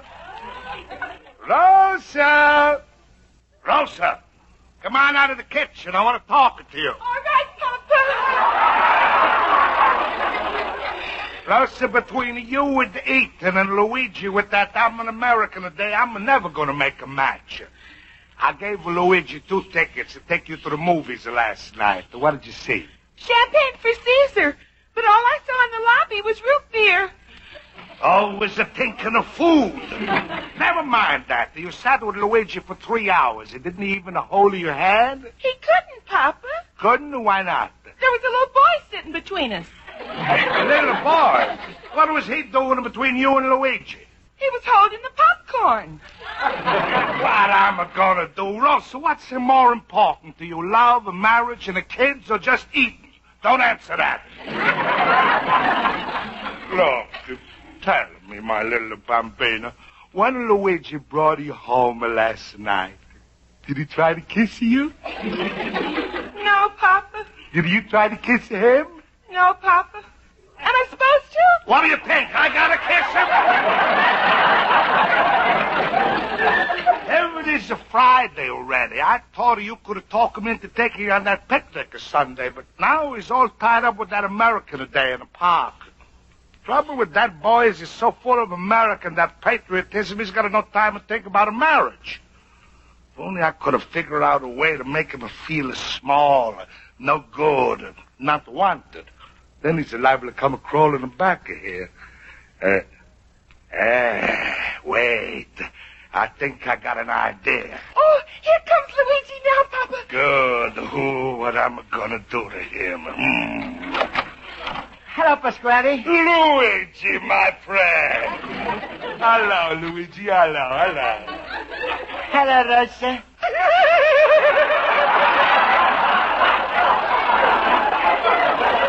Oh, go back in the kitchen and eat. Luigi, I was going to bother you about going on a picnic with Rosa this Sunday again, but now I can't because guess what's happened? What? I'm just got a telephone call from your night school. What an honor. Honor? Yes. It seems that Judge Harold Reeves was going to be the only speaker of the day, but now there's going to be another one. Who's that going to be? You? Me? Speaking in front of 15,000 people? Huh? How you know that? Well, it wasn't from Mrs. Spaulding herself. But why? Why? It seems that the people have decided that you're going to get your citizen papers in 3 years, so they name you future American in 1953, and you got to give a talk on how much you want to be an American. Pasquale, it doesn't seem possible I should have got such an honor. To speak on the same platform with a Judge Reeves. What am I going to do? You're going to speak. You're not going to play canazza. You happy, little banana nose? Yeah, but I don't know what to say. I'm just come from school, and Miss Spaulding hasn't told me nothing. That's because she's smart. She didn't want to make a Schultz, and the rest of them are jealous. Ask Rosa if you don't believe me. Oh, I don't believe you, Pasquale, but... Mamma mia. Future American of 1953. That's hard to believe. Well, I call up Miss Spaulding. Well, is it no school for a weekend, and I'm not got Miss Spaulding's home number. I'm not going to see her until Sunday. No, I'm going to see her till Sunday in the park. Hey, Pasquale, what kind of speech am I going to make? Luigi, there you've got a problem. Naturally, for 15,000 people, it's got to be very important. And you ain't just going to read it from the paper like it was nothing. You got to memorize. Memorize? But here's a Friday night. I'm only got till a Sunday. So what if you stay up a couple of nights? As long as the people see your speeches come from the heart.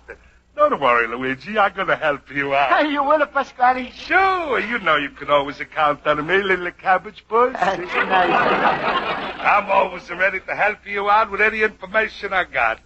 And you know I can squeeze the facts out of my head like a sponge. That's right, Pasquale. You're the biggest sponge head I know. That's the funny thing. When I'm saying it's come out different. Anyway, Luigi, I was thinking for such a big day, you got to start out the very big words like Distinguished gatherers of this esteemed assemblage. What? Pasquale, what's that mean? I don't know. I once heard it at a stag party. But it's a very important. The distinguished gatherers of this esteemed assemblage. Yeah, but Pasquale, if I'm gonna write a speech like that, I'm gonna have to stay up every minute. But it's a word to Luigi. You're an important man. Yeah, I guess I am. Sure, now go in your store and start thinking. I'm gonna come in later in the house. All right, Pasquale, goodbye and thank you. Goodbye. Distinguished gatherers of this esteemed assembly. Am I gonna get even? Wait till he spends the 2 nights with that speech and finds out I made a fool out of him. Future American in 1953, eh? He's gonna feel like the biggest schmo in 1950.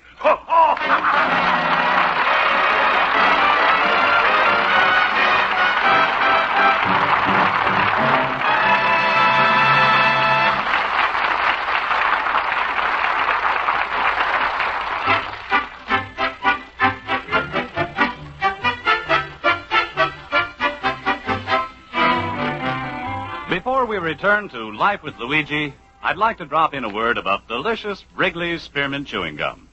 You see, folks, chewing gum is one treat you can enjoy even when you're working, driving your car, or taking part in your favorite sport. Just slip a stick of refreshing Wrigley's Spearmint Gum into your mouth and enjoy the pleasant chewing right along with your other activity. Your hands are free, and the good, smooth chewing helps keep you feeling alert and on your toes. Then, too, the lively real mint flavor of Wrigley's Spearmint Gum cools your mouth and freshens your taste. So you see, chewing Wrigley's Spearmint adds enjoyment to whatever you're doing. Get a few packages and always keep some handy. And now let's turn to page 2 of Luigi Vasco's letter to his mother in Italy.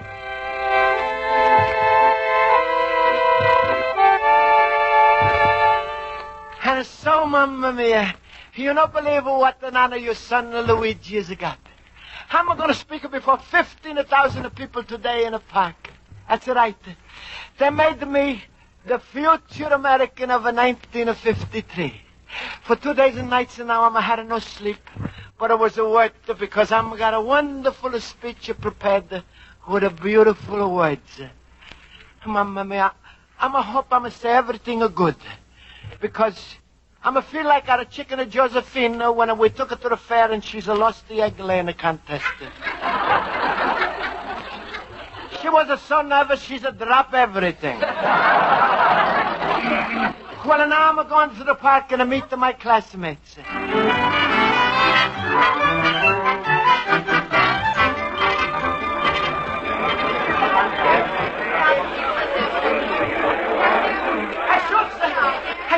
Schultz, here I am. Hello, Luigi. Himmel, did you ever see so many people packed together? No. It's like Coney Island without sand. Yeah. Where's the rest of the glass? But I guess they'll be here any minute.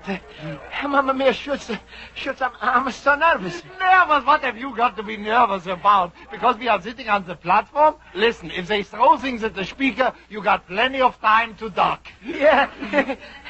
Yeah, but distinguished gatherers of this important assembly, the qualifications of judge. What's the matter, Luigi? You sound like a politician who was caught with his hand in a voter's pocket. Sure, so you're going to find out the soonest, so I'm going to tell you anyway. I'm speaking it today. Well, I'm glad to hear that, Luigi. What's the matter? You had laryngitis? You couldn't speak for the last few days? No, Schultz. Besides the judge, I'm going to speak too. What's the matter, Luigi? Do you expect the judge to run out of breath like a poopy dog? No, Schultz, you're not listening. Yeah. I was selected as a future American of 1953. Luigi, hello, listen Luigi. to Hello, Luigi is trying to tell me he was selected American for 1953, and he's going to speak today. Luigi, where did you get such an idea? Yeah, the whole thing sounds like a joke. No, it's not a joke. That's not a joke, it's true. Miss Spalding is not told you because she doesn't want to hurt your feelings. I'm spent 2 days, 2 nights rehearsing my speech. Well, I'm not have any sleep. Well, maybe Luigi is right, boys. Stop, our little Wiener Schnitzel has got the delusions of the brain. well, here comes Miss Spaulding. She will settle it. Hello, everybody. Hello. My, don't we look nice and dressed up? Hello, Miss Spaulding. Hello. Miss Spaulding, tell him. Ain't I supposed to make speech here today? What? Luigi thinks he's supposed to make a talk. He memorized the whole speech. Well, as far as I know, Mr. Basco, the judge is the one and only speaker on the program today. Luigi, who told you were supposed to speak? Pasquale. Miss Spaulding, he's said you picked me because I'm a future American of 1953, and that I gotta make a speech before all the people. Oh, that scheming Pasquale. Has he got you for shimmers? Miss Spaulding, am I not supposed to make a speech? No, Mr. Basco, I think Mr. Pasquale was just pulling your leg. Pulling his leg? He just twisted it off. Schultz, you know, friend of mine. You glad to see me suffer like... Luigi, wait, don't talk like that. It's not Schultz's fault. He didn't... No, all of you not, my friends. I'm going, I'm never coming back to night school no more. No, wait a minute. Hold this other hand, Harold. It's getting moving, Luigi. No, let me go. No. I'm sorry if I made the joke too much, but don't blame me for what Pasquale did. Day and night, I'm studying the speech. What a fool I'm a You are coming with us. No, I'm not going to sit on the platform. Oh, please, Mr. Basco. No, let me go. I want to go home. I don't want to see nobody. I'm a disgrace to myself. All right, Luigi, you asked for it. No, please. Now, Schultz, put me down. The way I figure it, I'm carrying a dozen stubborn salamis.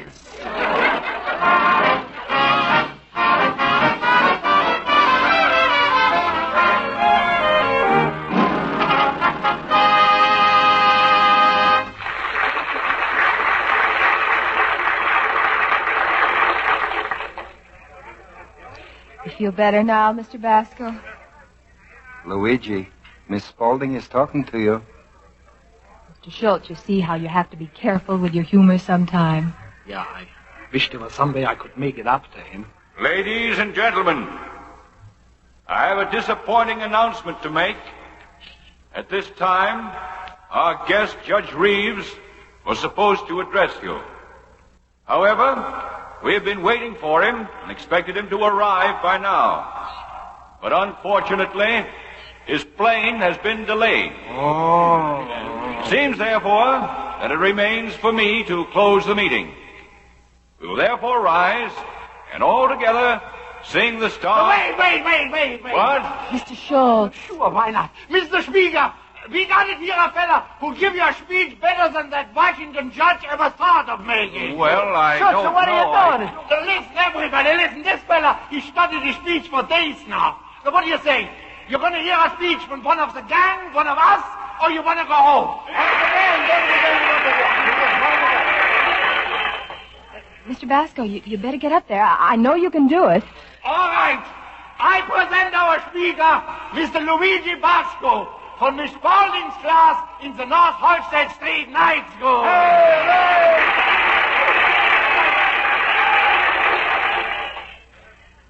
Extinguish the gatherers that the... I mean, it's distinguish the gossipers. I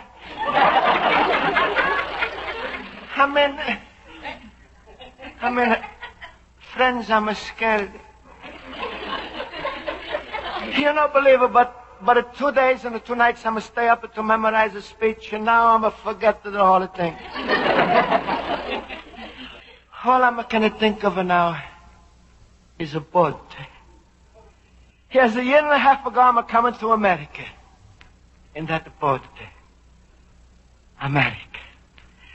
Then we passed the Statue of Liberty. Beautiful lady of peace. And I could hardly wait to get off of that boat to hear somebody speak English.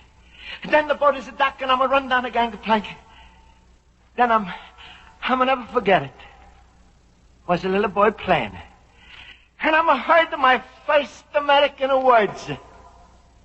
Bibbidi bobbidi boo.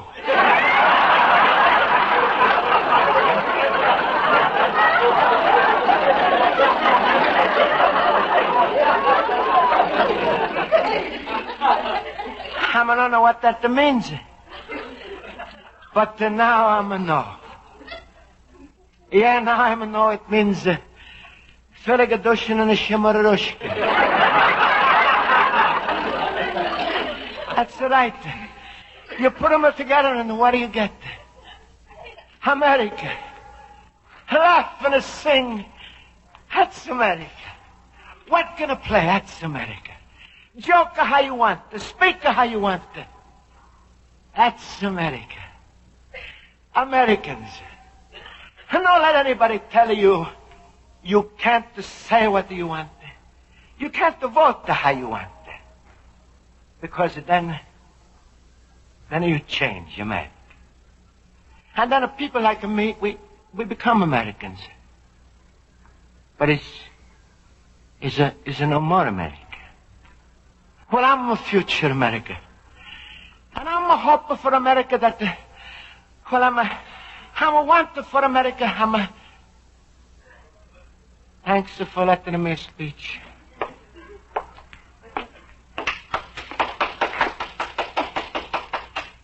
Ladies and gentlemen, that was Mr. Luigi Basco, student in the North Halstead Street Night School. We were Well, Luigi, to hear his remarks. made a fine fool of yourself. Everybody was so insulted with that ibbity-bibbity talk, they wouldn't even applaud. I know, Pasquale. Now maybe you know enough to stay in your own backyard and don't be a big shots with that dignity baloney. Please, Pasquale, let me alone. If you was with a Rose at the picnic, you would be singing and dancing instead of wanting to kill yourself. Oh, Luigi, you was just wonderful. I never heard anything like it. Please, Schultz, you don't have to make anything up to make me feel good. I know I was terrible. What are you talking about, Luigi? I just talked to my wife, Esther. She said the people in the audience was crying. Oh, yeah, Luigi, after your speech, they were so quiet you could hear a pin drop. A pin, you could hear a cough drop.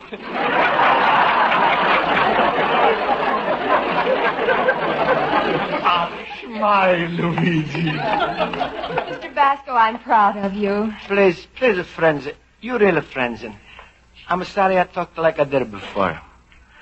I know I was a big fool with my speech. Now, can I go home? Mr. Basco, may I express my deepest gratitude to you for your remarks? Huh? I never saw such a demonstration. That audience was so touched, they couldn't applaud. Please, mister, I know I was a bigger failure. There was another man who thought his speech had failed, Mr. Basco. It was at Gettysburg. You may have heard one man applaud before. I was that man. You? What are you? Judge Reeves, audience is ready for you now, sir. Judge. That's the Judge Harold Peary. Ladies and gentlemen, I'm sorry I was delayed, but I am happy because it enabled you and me to hear from a speaker far better equipped to make you feel the meaning of this day. I can only say it took an Italian immigrant, a Mr. Luigi Basco, to make me say today, I am proud that I am an American. He's a proud. I had a speech. He's a proud. But there is Proud. nothing I can say to we Proud.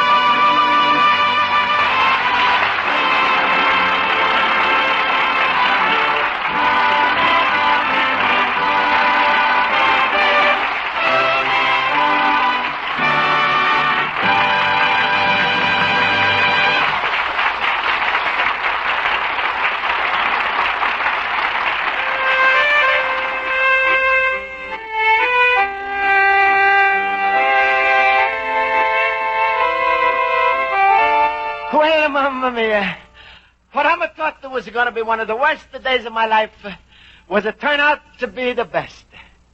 After the park, I'm going to come home and read the Gettysburg Address. I'm like the best where Lincoln has said, this government is of the people, by the people, and for the people. And to show you how some people are not going to change, I'm going to show this to Pasquale. And he's said, that's right, Luigi. And if you want something that's of the people, by the people, And for the people, I'm gonna just what you want. My daughter Russia. Your loving son, Luigi Basco, the little immigrant.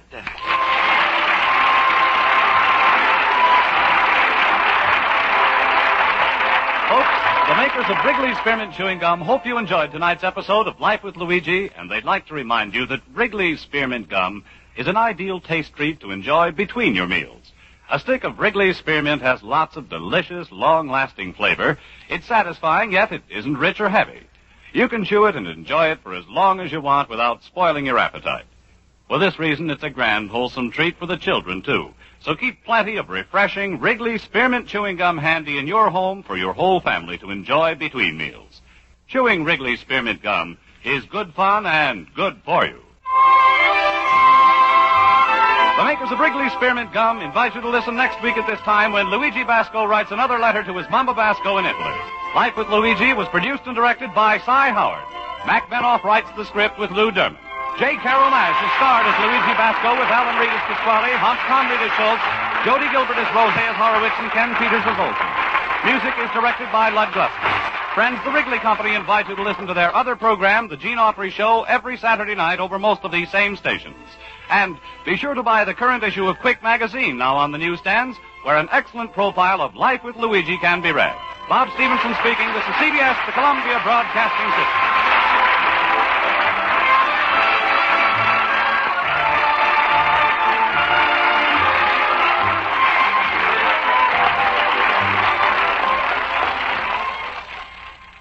A really sweet show.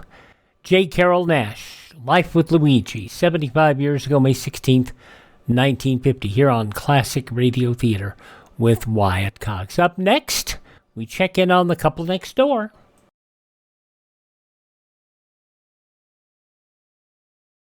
Driving tonight? Then remember this.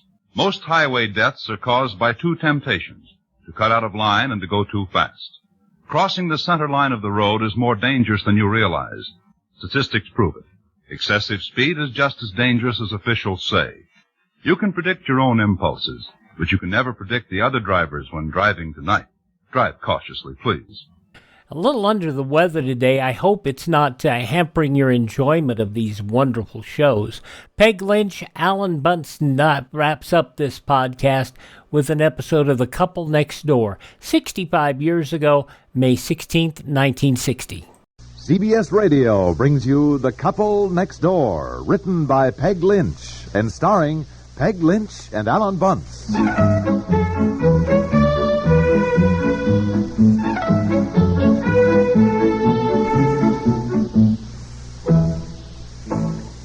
Well, my goodness, you're certainly home early this afternoon. Yeah, and do you realize it's the first time I have been home by 3:30? The first time since last November. Wasn't it November? November, yes, I think so. It was right after we got home from Europe. Yeah. We got home in November. Granshaw had this efficiency expert at the office when I got back. Wise guy who persuaded Granshaw everybody was more efficient at 7 o'clock in the morning. Well, now look here. Yeah. Honey, admit you're getting used to getting up early. Go on, admit it. Never. Well, I Yes, admit it. yes. I will never get used to getting up at 5:30 in the morning and staggering to the office by 7 o'clock. And the whole great idea was that we'd all be out by 3 in the afternoon. Yes, I know. It'd be wonderful in the summer, they said. Well, why aren't you always out at 3? Why? Because business is still going on as usual with everybody else in town.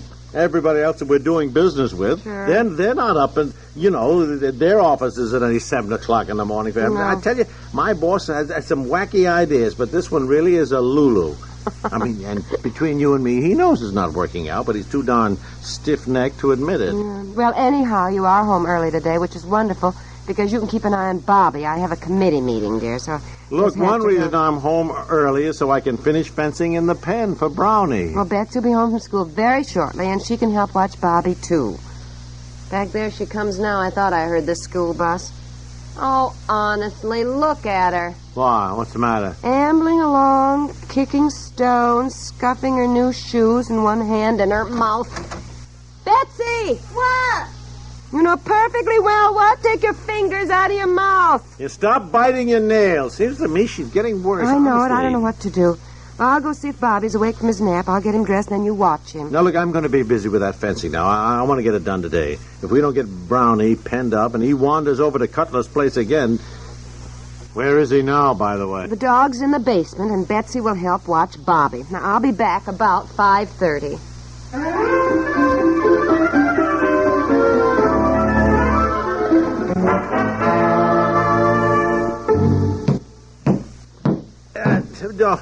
Betsy, for Pete's sakes, when you see Daddy's hammering, don't stand right in front of him. I'm sorry, Daddy. Are you going to have the pen finished this afternoon so we can put Brownie in it? Yeah, I hope so. Never realized it was going to be such a job, I'll tell you that. Oh. Does your back hurt? Yeah. Yeah, if it hadn't been for my back, I'd probably have had this finished over the weekend. Stop biting your nails. It wasn't. Well, I don't know what else you call it. Dear. Oh, for Pete's sakes. You still home? Thought you'd gone to a committee meeting. Yeah, well... Now, why you insist on gadding around with a cold, I don't know. I'm all right. I feel a lot better today, and I'm out of the contagious stage anyhow, I think. Well, I was sort of hoping Bobby would wake up from his nap so I could get him dressed first. But he's still sleeping, and I have to leave. So, Betsy, when he wakes up, put that little white jersey on him, and there's some navy blue shorts. I laid everything out on the bed. Take your fingers out of your mouth. And don't forget Brownie is in the basement, and if he barks to come out, you must put him on a leash, which is hanging on a hook behind the kitchen door. I guess that's everything. How are you doing?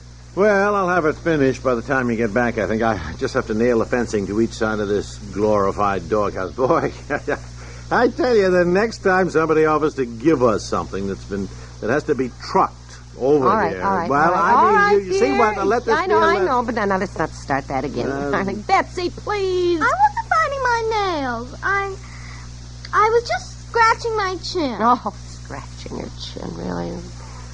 Think up one new excuse after another. Oh, I knew there was something else. I have a meatloaf ready to go in the oven. Now, dear, listen to me.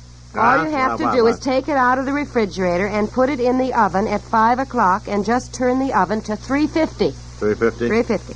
Can you remember that now, or shall I call you from the committee meeting at 5 and remind you? No, thank you very much. You do not need to call me and remind me. I may be going around in circles this past week, or with getting cats off the roof and keeping dogs out of the neighbor's garden and chasing loose canaries around the house. But I hope I still have enough wits left to turn on an oven. Dear. Wow. 350 now. Put it 350. 350. Yeah. As I said before, I'll be back about... Betsy, please, for Mommy, you said you'd try not to do... I wasn't biting, Mommy. I'll be back about 5:30.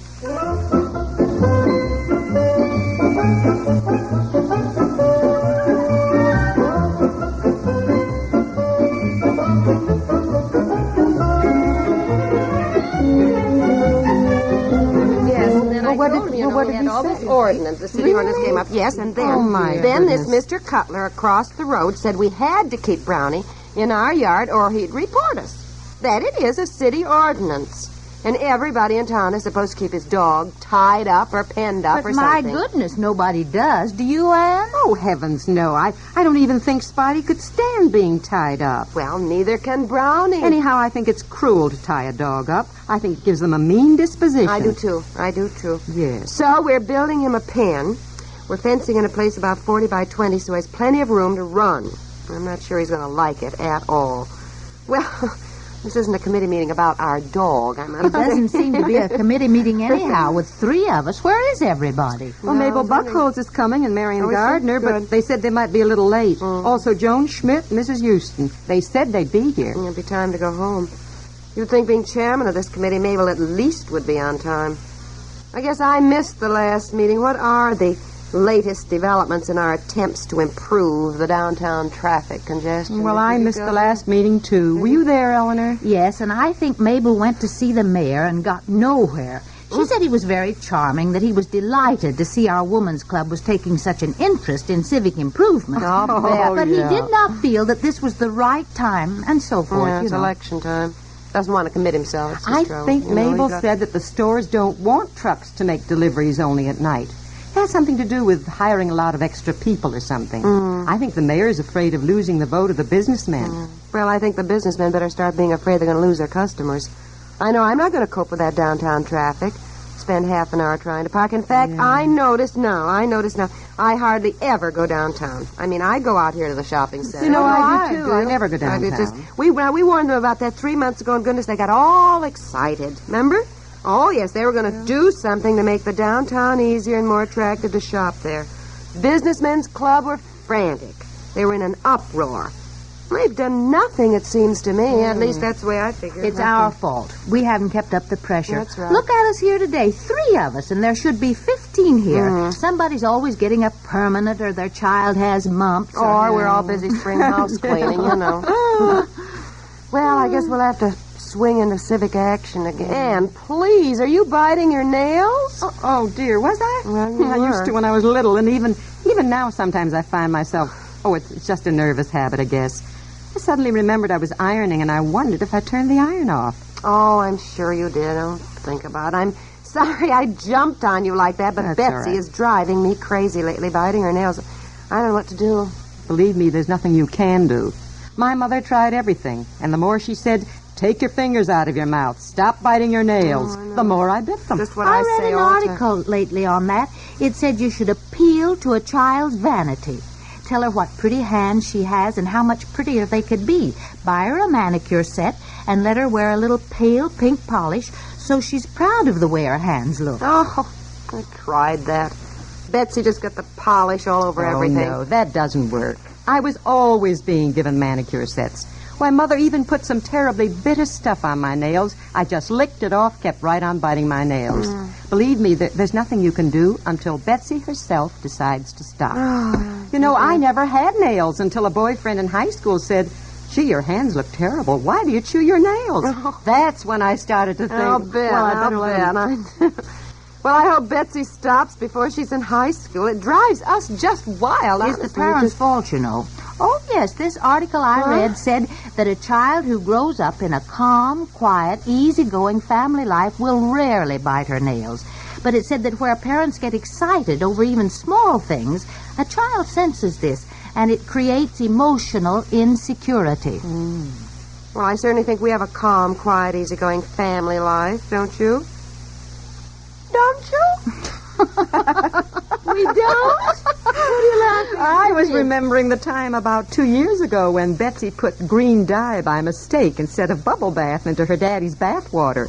And I seem to recall that Daddy was hardly what you'd call calm. Well, I think anybody has a right to get hysterical when he's dyed green.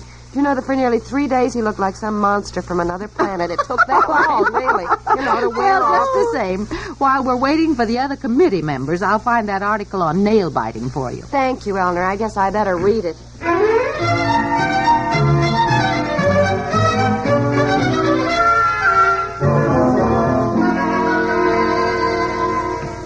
And furthermore, this article on nail biting said that it's parents' fault.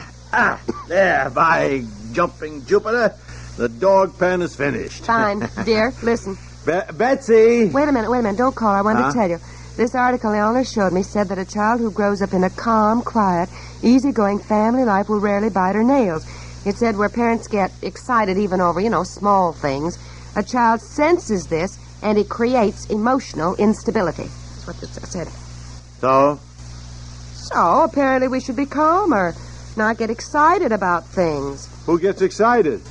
Well, dear, there have been occasions when you have been... Me? Well, I just... Now, it's all my fault that Betsy bites her nails. I didn't say that. Well, of course I'm to blame, too. I just... You call me that? Oh, yeah, come here, honey. I finished the pen. Bring Brownie. We'll put him in. Well, he's just eating his dinner now. Bobby and I were just feeding him in the basement. Oh, well, when he's finished, bring him out and put him in, huh? All right, Daddy, but how do I put him in? How do you put him in? What do you mean, how? Well, the fence is too high, and the dog's too heavy anyhow for me to boost him over. I mean, shouldn't there be a gate of some kind?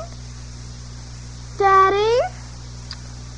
Oh, my goodness. I think I know what Betsy means. I know what Betsy means, too. Dear, remember. Keep calm. Didn't you even think of making a gate?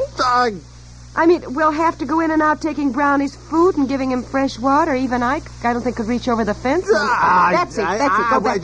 Dear, Betsy, go back and keep an eye on Bobby and the dog. Go on, so Bobby doesn't accidentally let Brownie out the door. Go on, dear. Go on. All right, but I'm pretty sure we need a gate, Daddy. Yes, I know. Dear. I never even thought of having to have a gate. I never thought of it. How are we going to get in and out? Well, never mind. I know it's more work, but worse things have happened, dear. You know, keep calm. Keep calm, dear. In fact, come on in and have dinner. The meatloaf should be done by now. Did you turn the oven on at 5? Oh, no. I never thought of the meatloaf. I am sorry. I never thought of it. All I can say is it's a wonder I don't start biting my nails, dear. Yeah. Never mind. We'll just have dinner later, that's all. The important thing, for Betsy's sake, we must be more relaxed and easygoing. I am so relaxed and easygoing now I build a fence without a gate. Well, now. What's worse, a 9-year-old child points out my mistake. Well, I don't think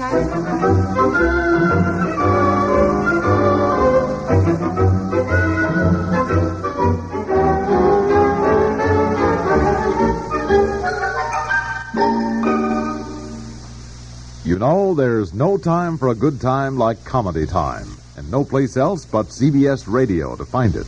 Comedy Time, as we hope you already know, is a lightly interlude each weekday evening when Amos and Andy, Bob and Ray, and Andy Griffith make light of life and light of listening as a result. CBS Radio cordially invites you to Comedy Time with its familiar Amos and Andy Music Hall, Andy Griffith Show, and the antics of Bob and Ray, Monday through Friday at this address. Part of the different sound of your station outlet of CBS Radio.